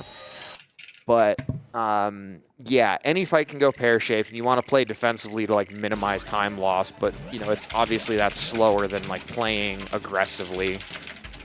yeah. And the thing is, like, again, if you have a shotgun, you should have the offensive pressure to, keep people at bay and do whatever. If they have a shotgun, or if they get the offensive pressure on you, it's really hard to recover in this game. Javelin's not bulky. Yeah, Like, it's really hard. So you see here, Bombom's actually on the back foot and having to like get some space, because this enemy actually uses bombs and pods pretty effectively to just like create hazards. It's hard to build up any sort of chain damage. Well, this is also the first instance of an illegal weapon. This is the Bronji gun. Yes, so these are like a legal needle gun. Yeah, these are turbocharged versions of existing weapons typically. Oh, so close. She comes so close. Oh. Oh. 18 this time. Yes. Cutting it Yeah, no, close. You know what? 17 more health than needed. Yep. The only health point if that you win truly at least matters is the one. last. Yep. I thought I lost. No, you're doing great, Bomb. Like, these fights are not easy. Yeah. After that fight, they retreat off into the mountains with their hideouts, and everyone's going to go back. Taragi, who's the person who's doing squats constantly, he actually was hypnotized, but he's not able to recover, so he can't help us later. That's what they're going to tell us here, basically. He's just going to be out of commission for a while. And I believe it's Yuri will come back and say that they basically put a tracker on one of them, and they found out where they are in the mountains, and we're going to go and basically storm the Goliath headquarters to take them out. Can't let bad people do bad things with robos, because we like robo battles, but we like sanctioned. Yeah, we love safe, robo battles.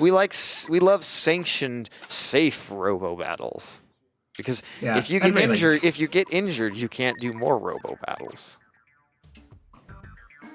Yeah, so you can see here they're all going to cut off, and they're going to walk down these canyons. And this is where, like, I love the limitations of the N64 of, like, okay, we're going to a path. Because, like, okay, now this reverse the assets and walk down that path. Then reverse the assets and walk down that path. It's like, yeah, they're going through the mountains, but, like, it's the same path each time. But I love that kind of limitations in games and doing narrative storytelling too. This is great. So we see a bunch of stray robos screwing about, and eventually they're going to track down to the Goliath headquarters, and we're going to find Yuri there.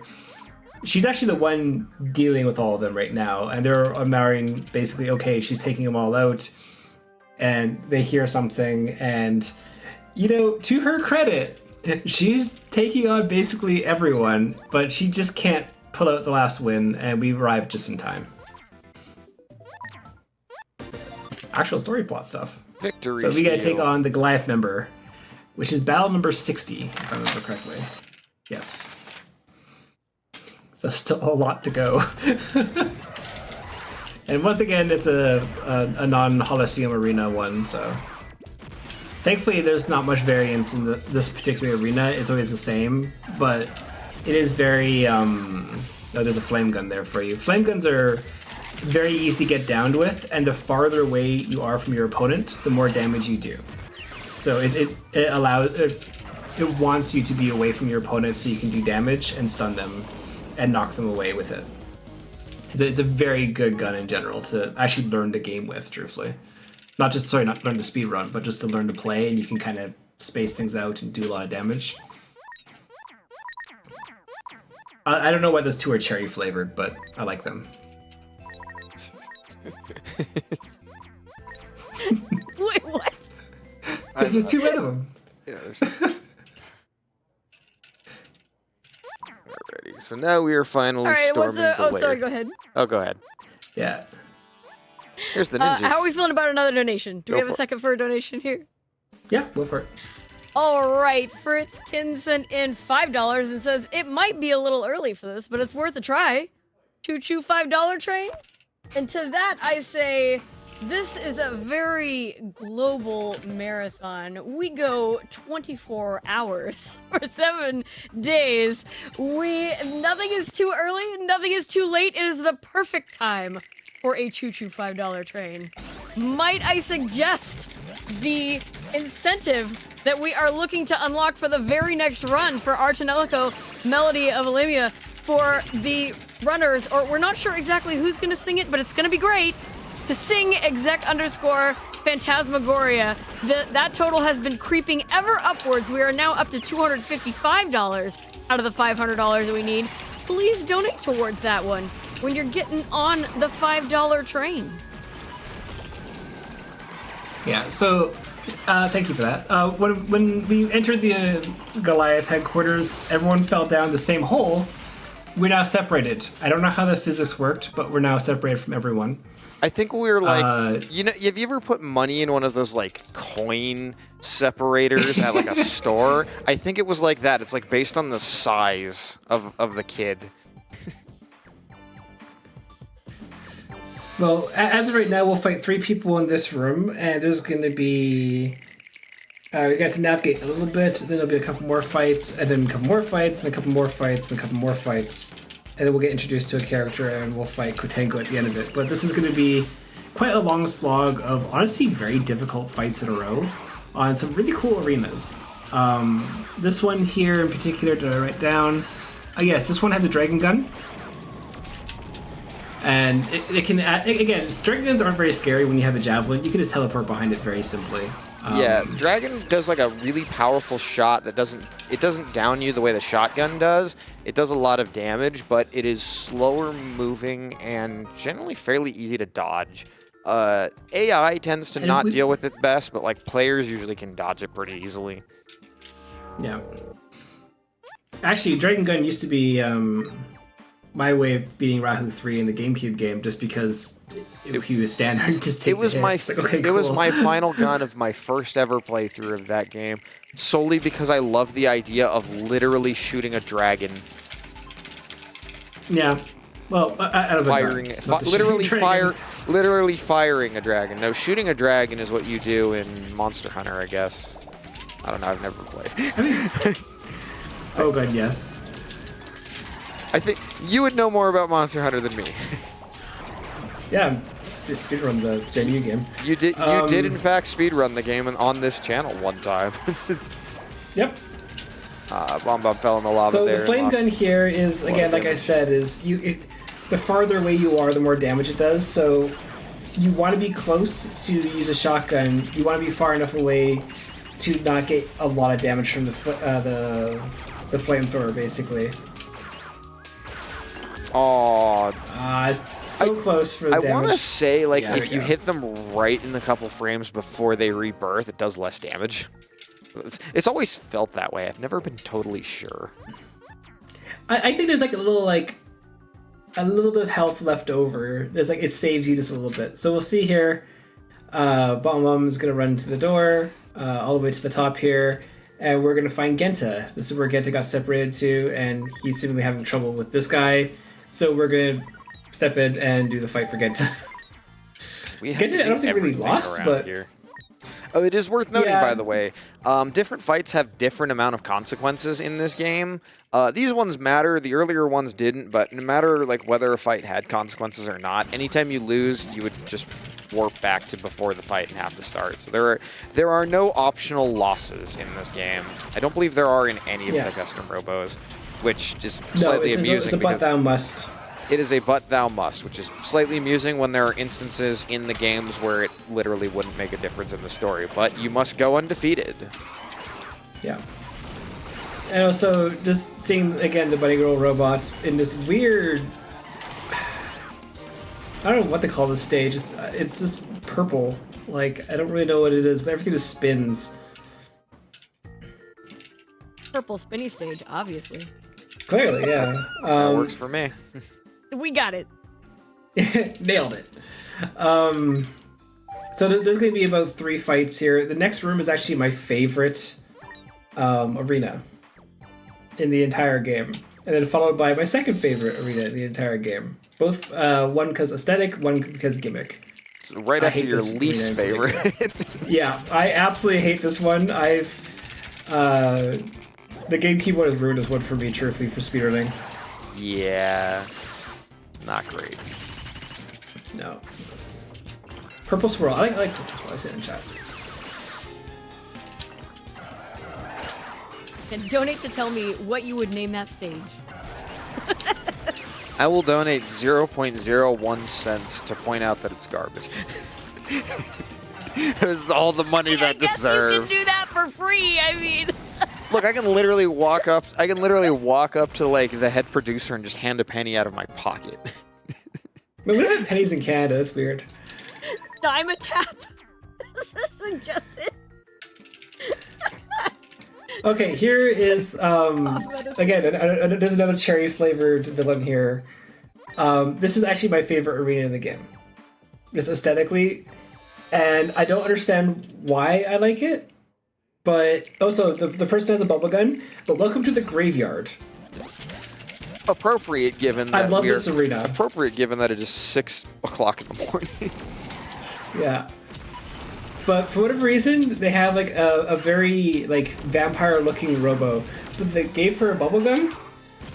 I don't quite understand it. She's not very threatening, but I love this arena. I love the moon in the background. It's great. Like this is just a really good arena. I love how it looks. And Bomb Bomb nearly getting a perfect on fight And like then the next arena, 68 or something. yeah, the next arena is my favorite for a gimmick, just because the longer it takes, the worse it is. So speedrunning, you're fine. The longer it takes, you'll see it when it starts.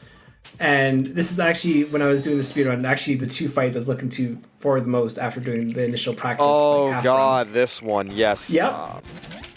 This is a great gimmick to fight, and if you especially when you play with a kind of a stalling tactic style.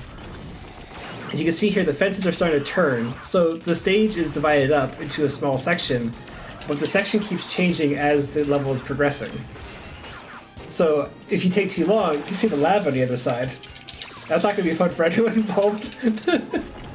Yeah, this is So definitely the kind of speedrunning this is great. this is definitely the kind of stage that's like more interesting in a multiplayer game. It would definitely in any quasi-competitive scene be banned, but Yep. yeah. Which, by the way, we technically do have a custom Robo GameCube net battle community.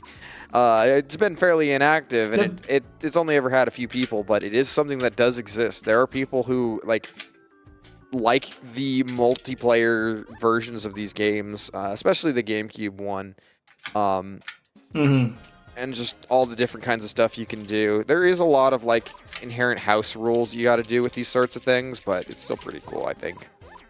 Honestly, these games are fun to play on multiplayer. That's why we did the incentive 6 years ago to like do the multiplayer. I would love if we could here, but due to the like remote nature of the run, we sadly can't. Yeah. Also, we saw Takuma trying to get back to us. Doesn't want to jump down, obviously. Yuri is actually in jail right now and sent out her custom Robo through the vents to find help. So we picked her up, basically, and we're going to go and take care of that. So we're going to try to find her where she's locked up with Taihei. And we're just going to do a couple more fights here. This one here, if I remember correctly, this is a three-way gunfight. Which isn't very threatening at all, truthfully. It's just kind of annoying. It's also Old Man Robo, so he'll never land. So Oh no, so it's not Old Man. It's Old Man Ninja I have written down. So it's the bulkier ninja. yeah, so unfortunately he landed on the back while Bomb landed on the head, which is the slowest to get up. Somehow we haven't touched on how long each one takes to get up. Generally, generally the head is the being on your feet is the best. Being on your head is the worst, and everything on the side is like different. Being I think on the stomach is worse than being on the back, or vice versa, one of the two, and then being on the side is like back. better I think than, is semi easier. I'm not 100% sure on that. Yeah, I think though. it's like they're both very quick head, back, both sides, front, and then feet, or reverse. I don't know. I can't You can parse see this right now. Yeah, you can see the two guards. What we don't want to do with this. It just collapsed, and they called the other people in who are going to take their place. The two people that walked over them and made them buckle. Also, the stage. Who remembers this stage, right? Yes, this is one that's also. This is also one that's in later releases. The obstacles are barely visible. The floor is invisible. It is very trippy. Yeah. It is not rotating at all either. It's more of a like visual aesthetic than an actual change to the stage, but it is definitely interesting. Your mileage will vary on whether that's a good thing. Yeah, it's quite annoying with the shotgun to distance or know how far you are away from things. It's just hard to know how like far. It's hard to have sense of depth in that particular stage in general. So Bomb made that very clean. Like obviously at the end he had to do like a whole bunch of dashes just to do the last 2 damage, but like everything else in that fight was really clean.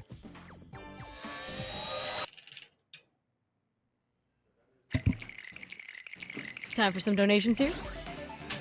Quickly, yeah. Yes. All right, Jason the Rosen in $5 says, I accidentally bit my cheek while eating. Choo choo. Said. Oh my god. And Shaggy sent in $5 says, choo choo, $5 trade. Thank you, everybody who got on the $5 train. We are creeping towards the goal for that Sing Exec _ Phantasmagoria incentive we're looking to unlock. We're now at $260 out of the $500 to get it unlocked. Sorry, that we need to get it unlocked. Please keep those donations coming in. So really quickly, this stage right here, they redesigned it into like a Chinese beef bowl stage in GameCube, which is like one of my favorite aesthetics in that game. They like reused the like layout, but the like actual aesthetic was just really cool. Yeah. So especially again, with we're the gonna have color palette. Yeah, so we're gonna come down here, we're gonna open the door, and we're gonna find the jail where Yuri and Taihei, I'm tired, I'm sorry, is, and this one guard is gonna be like, how'd you get here? We beat him up, and we're gonna open up the gates. And if I remember correctly, yes, flame gun. So I always wrote down to the point where I was annoyed by this one when I was doing practice. Or learning the game. I'm like, I don't like this guy, so I wrote down a flame gun beside him.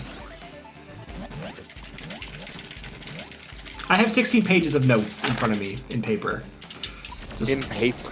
That's yeah. Every time you say it, it still amuses me. 'Cause you still have paper notes for the quiz. I have a T-shirt note behind me. You know that.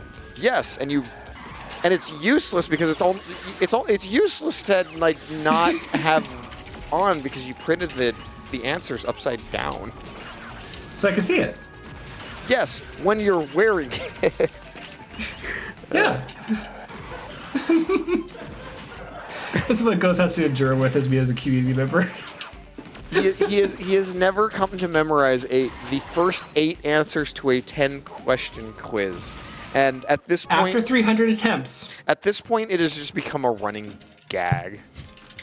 Yeah. And I think he refuses to do it because he knows that it will get a rise out of me. Mm-hmm.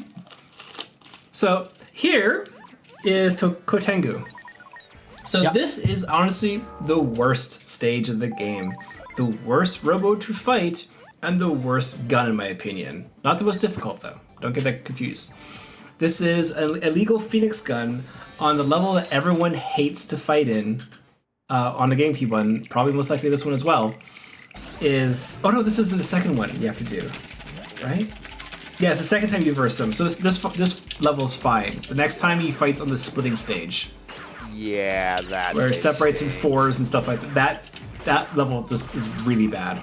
Yeah, it's not even. I don't even think that's in New Journey any percent on GameCube. I think it's only on Grand Battle. Yeah, it's only on Grand Battle. It's one of the silver ranked ones in the Outer World. No one likes that course. Although this fight is you're still versing a little raider, so it's easy to down them and control them that way. Landing on the Phoenix lava gun isn't very scary close range. Landing on the lava in style. I know we keep bringing it back to the GameCube one because I mean that's the one we're most familiar with and probably the largest chunk Most of our audience, at least in the English-speaking stream. Shout out to the Japanese restream. But that stage, like if you end the stage standing on the lava, you're probably going to lag the hell out of it and lose 20 seconds. Yeah. So seeing him do the like swag jump onto the lava at the end, I was like, oh, I'm kind of jealous that you can get away with that in this game. So this is Kengo. This is the older brother of Tsurugi and Yaiba. So he wasn't dead. He has been locked in here. And he actually helped organize Goliath, and he's going to show us the power of main characters. There you go. Sakurai is falling too. Really impressive. So he never does anything else for the rest of the game to help you, but I'm glad he's able to do that. So that saves us 4 additional fights. Time save. Yeah. So we're now separating off in groups. That's why he's not going to be helping us.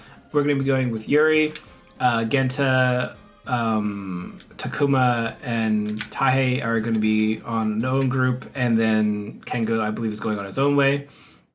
And we are going to go to the bathroom.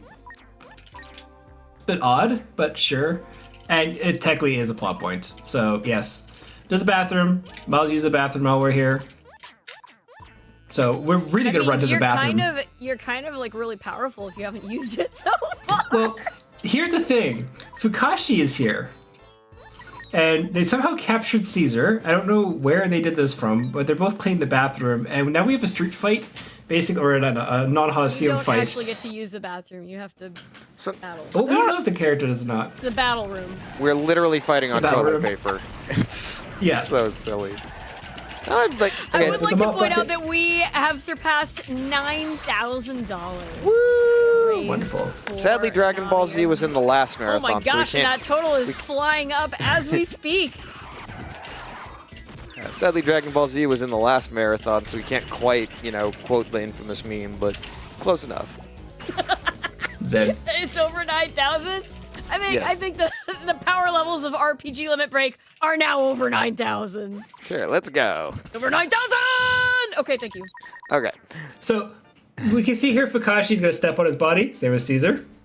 Damn, they've been in the bathroom this whole time. That guy's got a dirty face. Yeah, well, hopefully the floors are clean. Goodbye, Fukashi. I like the little. And Caesar looks at it, goes, you know what? I like the little fading effect on his portrait there. You barely saw it there, but it was great.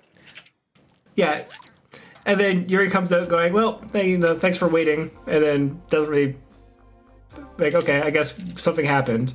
We're gonna go up here and beat this person up in the cafeteria, because that's what heroes do, I guess.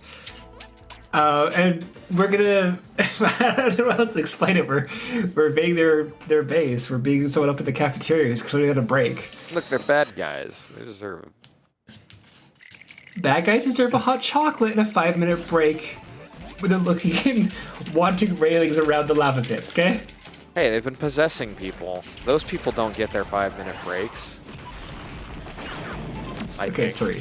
But, so we're going to see again, this is going to be a very, very quick fight. This one's not too bad. This is a bit of a bulkier Robo, but because of that, they tend to get a little bit more damage on them before they rebirth. The little raiders and stuff get up really quickly in comparison, but have lower defense. These guys are bulkier, but take kind of more hits, and you can kind of do more damage. It kind of balances out that way. And you can just see here a nice clean fight by Bomb, which again, there's only so many ways we can say Bomb is amazing every single time.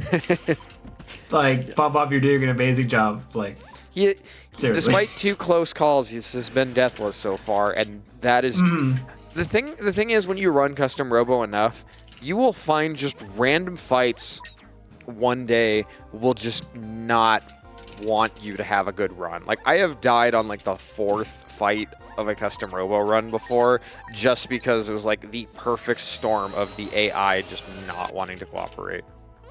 Just walked right over that guy. Wow. Well, no, the Robo is tickling the bad guy to the point of submission, to showing us where a secret entrance is. Jeez. So he's gonna go over here and open up this box. Ta-da! Staircase. Engaged. Oh, so I saw in chat, we keep using the term rebirth. Rebirth is basically what, after you are damaged and downed, you have iframes available for a short period of time. Yes, those and are. And that's just a common term through all the custom mobile games. Yes, so. it even says it in English in this game every time. So you'll see that very briefly afterwards. Yeah, and this is, we see Ruga fighting Jiru, and Jiru loses. Jiro does not have the anime power, despite spiky hair and bandana on his side.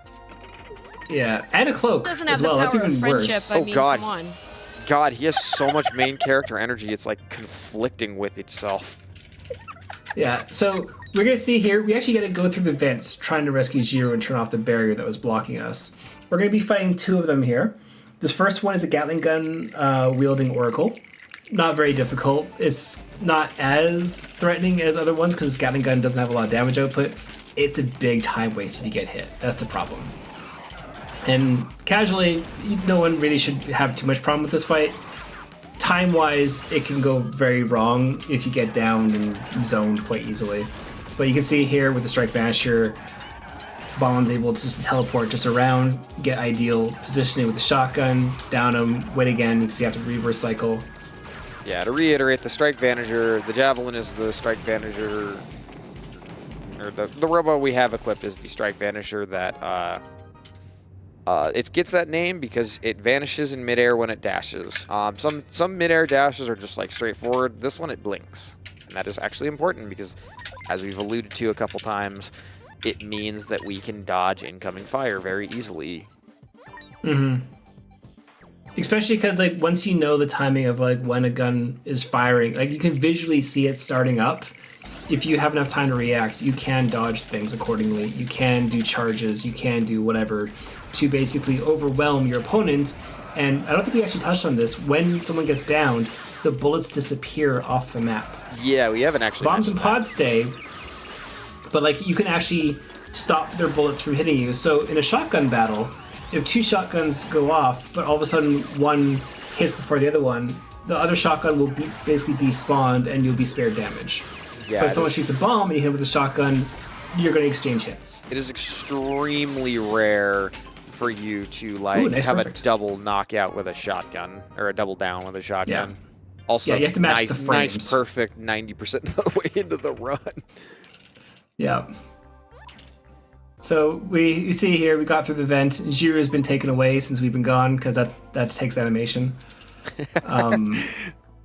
It's true. It is. That's why I'm laughing. I'm like, oh, that would explain it. Yeah. We weren't there to witness it, and just told, not shown. So we're gonna run through these little hallways here, which are kind of nice and multicolored, which I appreciate. And the door locks behind us, but now we're gonna convene with the rest of the crew. They're all gonna be coming in here. And this is where we're almost to, on my notes, we're day 12, part 3. But here's the thing. The next one is only 5 parts, and then, or 5 battles, and the next one's only 4 battles. So we're running on the end of the run now. But this has all been day 12, which has been such a long day. And it's a very grueling thing to do casually, even though you can save anywhere and just go back to the main menu and stuff like that. Like, this is a long last dungeon compared to the rest of the game. Especially, like, you know, the day beforehand, you literally had, like, 2 fights or something, or 4 fights for the tournament, and all of a sudden it's, like, 34, or whatever it is in this last one. But, like, yeah, we're wrapping up to the last 10 fights now, I believe. Do we have time to get a donation in before those fights? Yep, we got plenty of just text one boxes just quickly. Right Yeah. I was just going to say before. Sorry, We're going to see Homura here. He is basically a little scientist who's been doing all the experiments.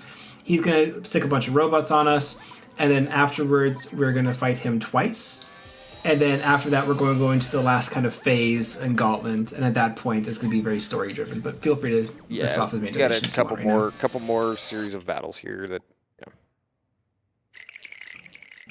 In a terrible All right, arena. an anonymous donor sent in $51 and says, "This donation is for our goddess with a perfect sense of direction, Shirelia."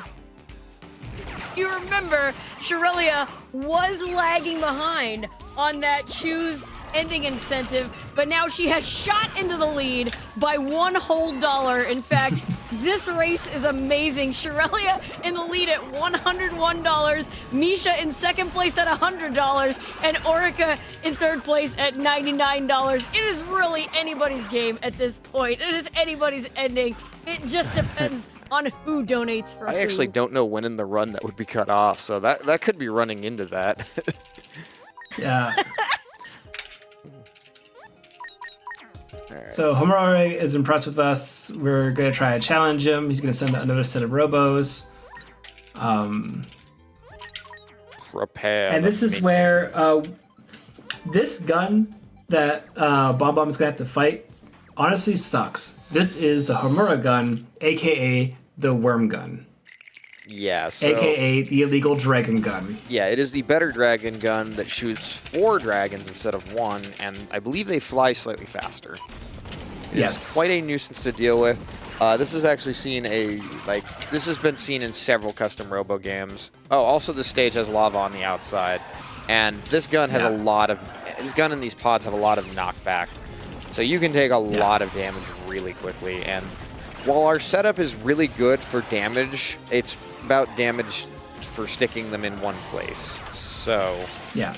yeah, we're not the best equipped at like dealing with fights at like super long range because shotgun is very short range. So that fight was very scary because there's lava everywhere, and you can see after getting hit with the worm gun, it decides to launch you across the arena and basically do another set of damage because of it. That sucks. So Homura is going to versus again with a fully illegal robot, full of fully illegal parts, and the worm gun again. And this fight is still really annoying to do. And this is actually like the start of the last little gauntlet here, but it's the same arena. And this fight honestly caused me. Ooh, yeah, we're gonna see a big hit here most likely. Or Okay. nope, just pods. Okay, you know pods. that's not that bad. Now it's kind of bad. Okay. Yeah. So it's able to recover and even the fight. Much as I'd love to play by play, this game goes by so fast. It's hard to do that. It's honestly nigh impossible as a commentator to commentate on the matches unless we already knew what was happening in the matches. Yeah. Like everything is completely random that's happening, and again, Bomb is reacting wonderfully as well. You did a great match there, but like we don't know what's going on, which is why we're trying to talk about what the battles can be versus what's happening in the battles for the most part, because we can't keep up with some of the battles. Just generally sequences of down, rebirth, good chaining versus enemy AI just sometimes being a butt and not allowing us to hit the enemy, because you kind of have to play aggressive if you want to go fast, and aggression can sometimes just end up being punished. And when aggression gets And- punished, it's the worst feeling because it usually means like it's some sort of fault in your positioning or your timing. Yeah, all the custom Robo games in general always boils down to if you die, it's probably your fault in some way. And it sounds really mean to say it that way, but it's true because, you forgot there's a shotgun user there. You forgot, positioning or whatever. Like, for the most part, every battle is manageable.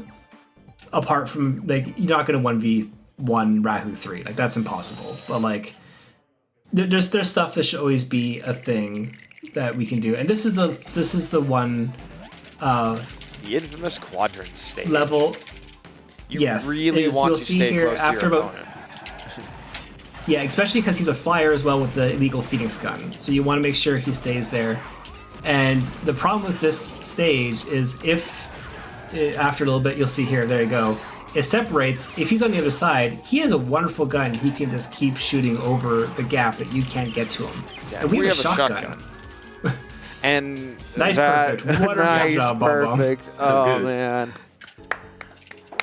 Thank you. I know we don't have So- we don't have too much of the live audience here, and maybe some of my mic picks it up. But I was like, I gotta clap for that one. We haven't done enough Yeah. clapping. We haven't done enough clapping for this. We've been singing the praises, but that one I'm like, okay, I need to clap for that. Yeah, That like, stage that's just so good. stinks. So getting a perfect there I is definitely so heard nice. it. I definitely heard it. So this is now, believe Boranji. He has an old man model. I don't know why. He has kind of a weird stage where he fights in a pitfall, and it looks like a normal stage, but eventually if you walk in certain areas, it will just drop down and put you in a hole. And his model robot tends to love staying in the air. So, well, if it stays in the air, or if it can get to the air, because Bombs is taking him down with the Standard Bomb S, the Wave Pods, and there's the needle gun, which he's not too fond of, actually. He doesn't tend to use it very much comparatively to the other ones. Wow. And that was a very quick match. Yeah, it's kind of off We haven't really touched on the ice, but yes, ice stages do have ice physics, and it can be kind of annoying. Thankfully, because aerial mobility is so clean and easy to use, we can just use that to circumvent the ice, but not always. So being able to do that there. Here's Jiru, who lost, obviously, previously. He has now been hypnotized, and we're going to have to now fight him. Yuri joins us here. And if I recall correctly, Yuri keeps calling him second best, or some equivalent, because he's lost to Mamoru numerous times, and it bugs him quite a bit. This stage is really annoying to fight in if you have the low ground. You want to always stay on the high ground to some extent, and Star Wars Episode 3 where is logic. it? Yeah, this has Jiru has an illegal rayfall gun, which utilizes basically if he has the high ground, you're gonna have a very difficult time. So you want to make sure you keep him down, keep his gunshots down, and then do what you can. And also he's bulky, so he can survive a short shotgun sometimes. Apart from That the was early very hits, clean. that was extremely clean. Yeah. Like, he is So next one- rolling through this gauntlet of illegal fights. Yes, and yeah, these are all very difficult fights. The next one, because I want to talk about obviously in day 11 with the tournament and the double dive, it actually comes back here.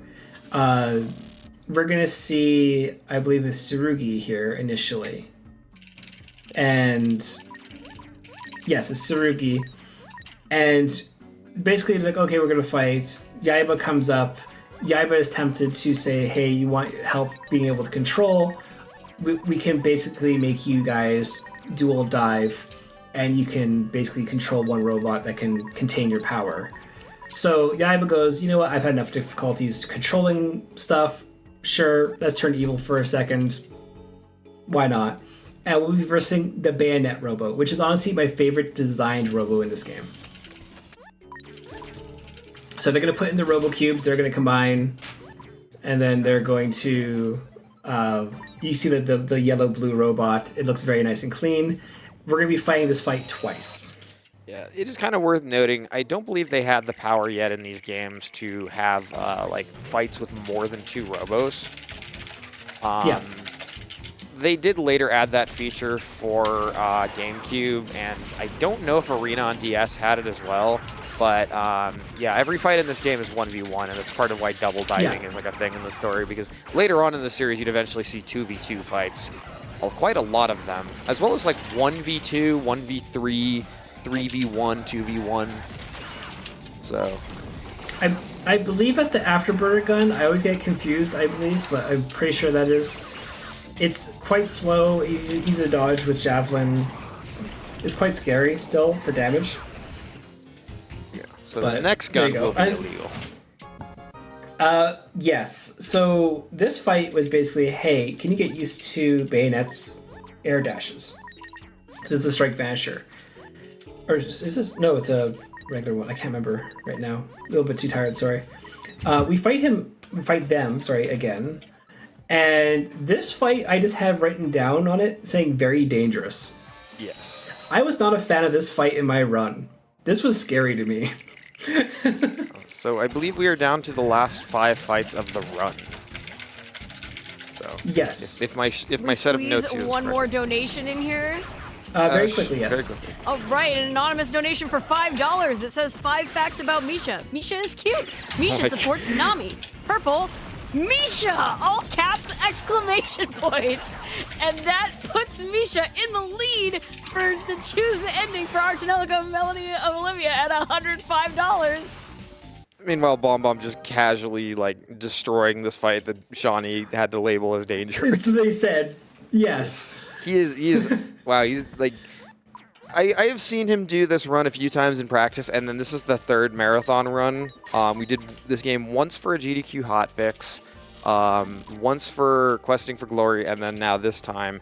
And this endgame gauntlet is probably the best I've seen of the 3, as well as the practice runs, or at least that I've seen. So as for the story here, we're confronting basically the head of the Goliath organization, I guess corporation, whatever.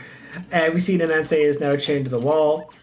Takuma will do anything for Nanase, so basically he's like, hey, come over here, fight them for me, I'll let her go if you win. And he takes him up on the offer, so now we have to verse Takuma. Takuma still has a drill gun. That still sucks. Yeah, so we're gonna have to deal with that one.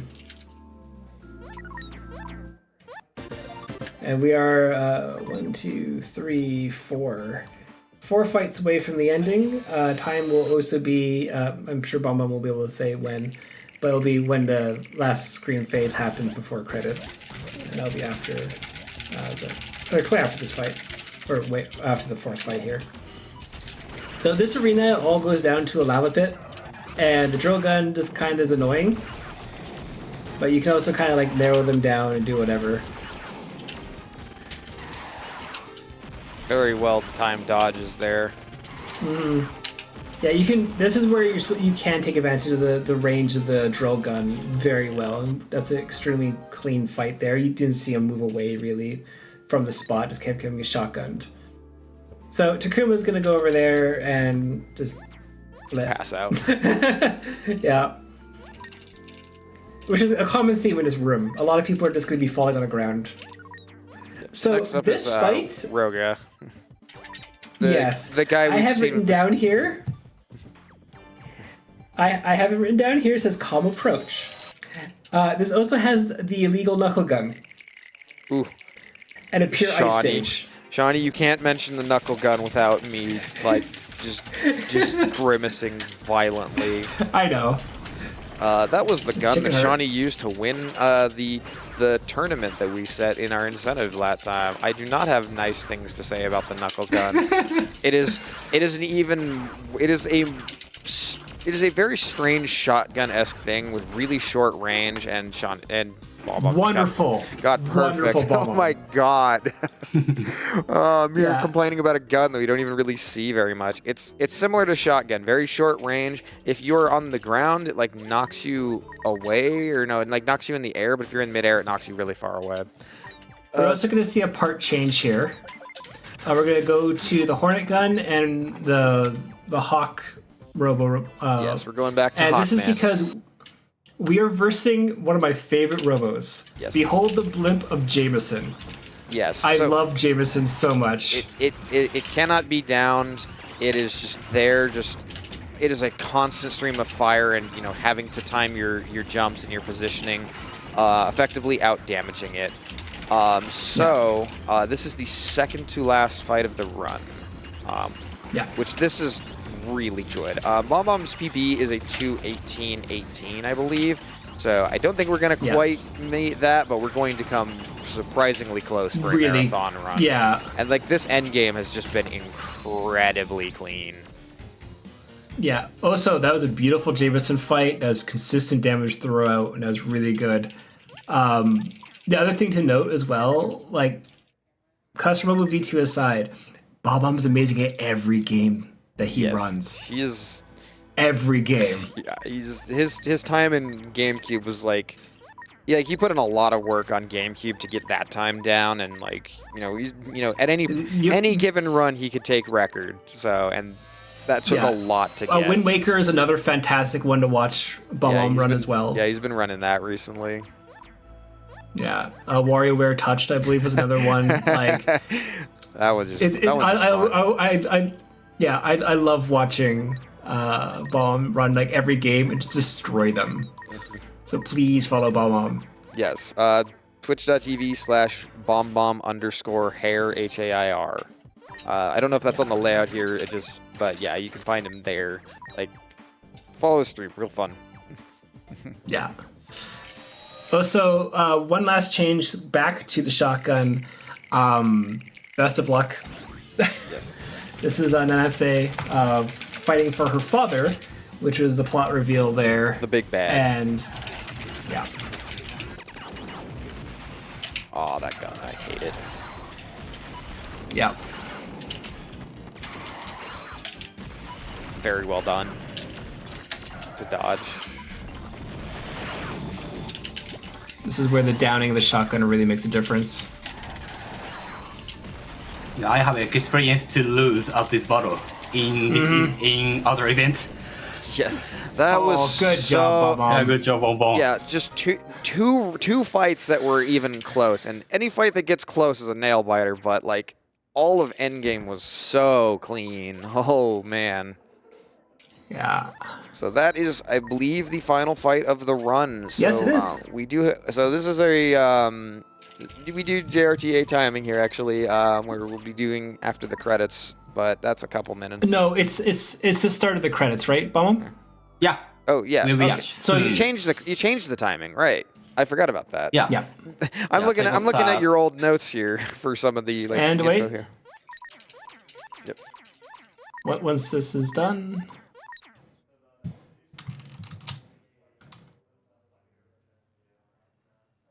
Okay, time is up.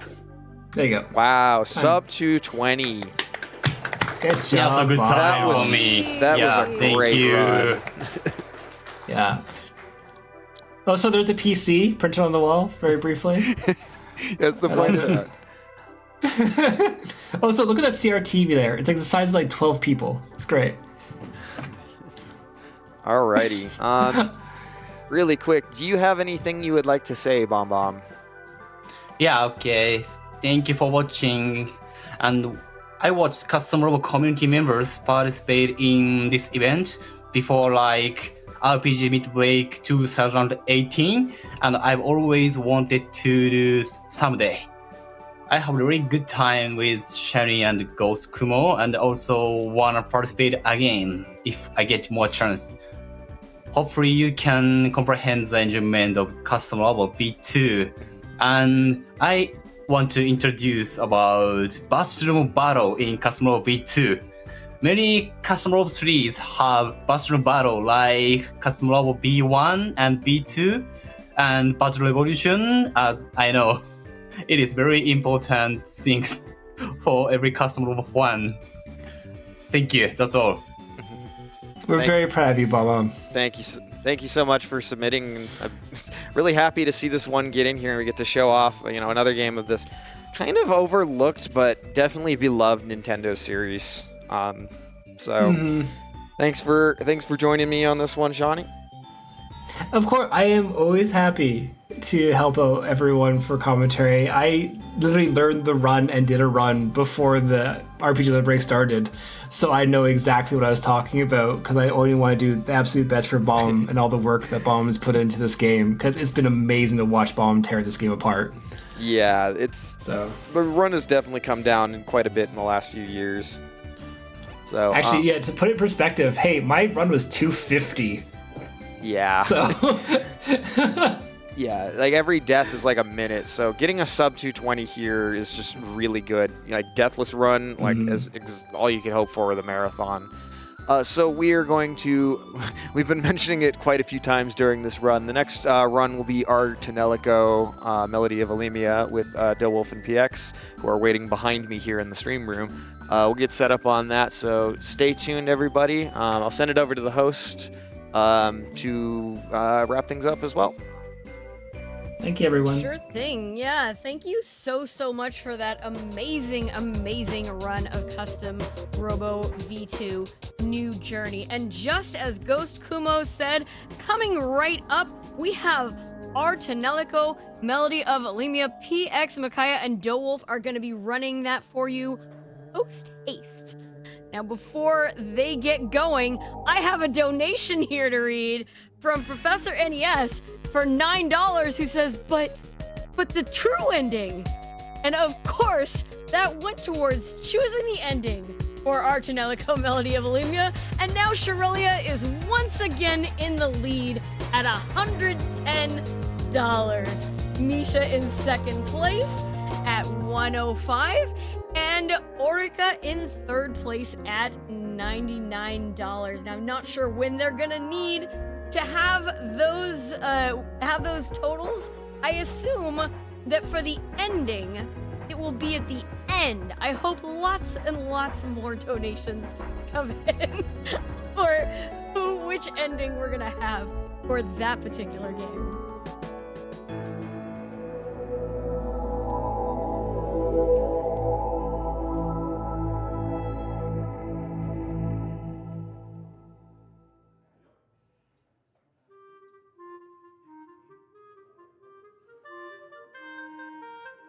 Well, it has been an absolute pleasure and an honor hosting for you here today at RPG Limit Break 2024. I had a wonderful time. Even though I have to go, you shouldn't go anywhere because there is a fantastic host who's going to do a wonderful job taking over for me. That's James Picard 007. So stick around for our Tonelico Melody of Alemia, and don't forget, we have 4 different incentives still open for that run.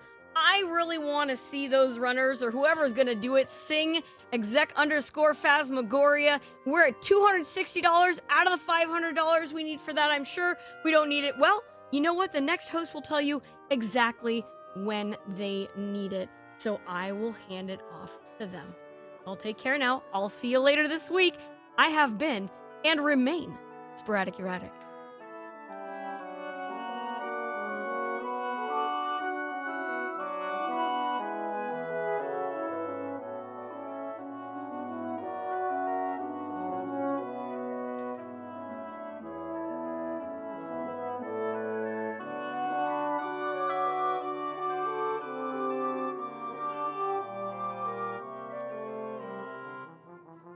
Yep, right here. I could talk to you a little bit of freedom, but I think we're going to be talking quite enough on Friday night, or maybe Thursday night. Well, no, it's going to be Friday morning right now. Talk a little bit more so you can get your balance in. I don't know. I'm not very good with filler. I mean, I guess maybe if I were baking, you know, I can do a decent filler then.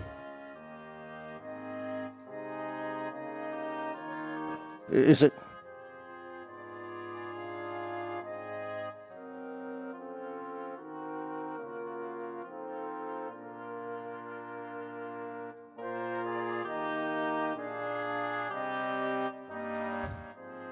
How about now? Sorry.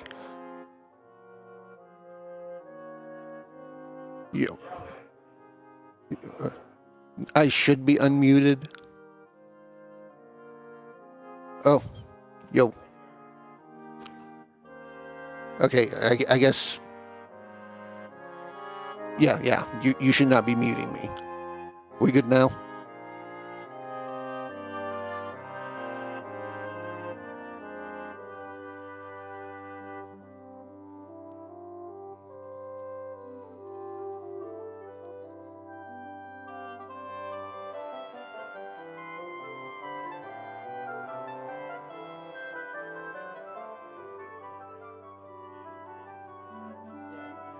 No.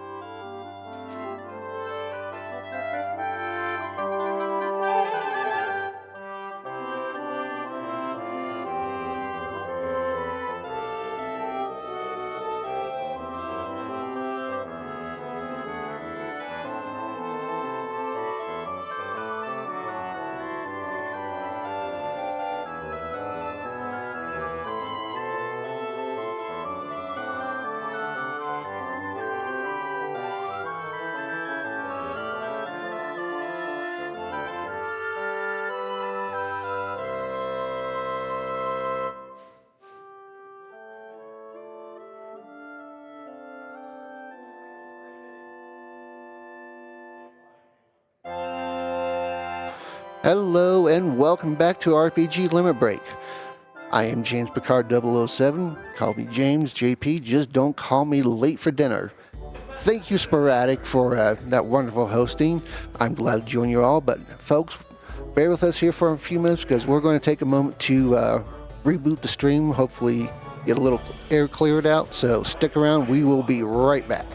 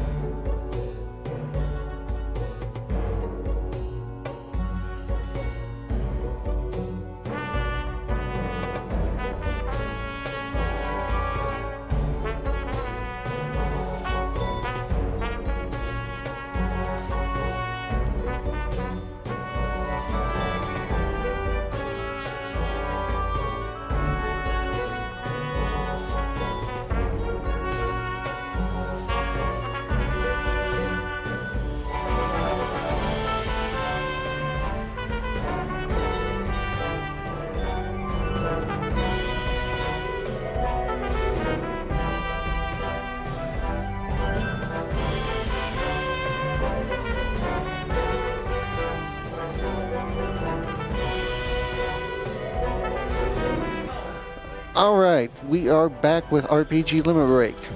How are y'all doing this morning? While we're getting ready to set up, let's do a few donations real quick. Alright, we have $15 from Vasconcelos. Thank you very much. And then we have $10 from Anonymous. Appreciate it. Alright, so while we're waiting to get set up, just a Remind you while we are here, RPG Limit Break 2024 is coming to you live from Salt Lake City, Utah, where we are raising money for NAMI, or the National Alliance on Mental Illness. NAMI was formed in 1979 as a grassroots advocacy organization by a group of parents whose children suffered with serious mental illness, and they have maintained that focus to this day.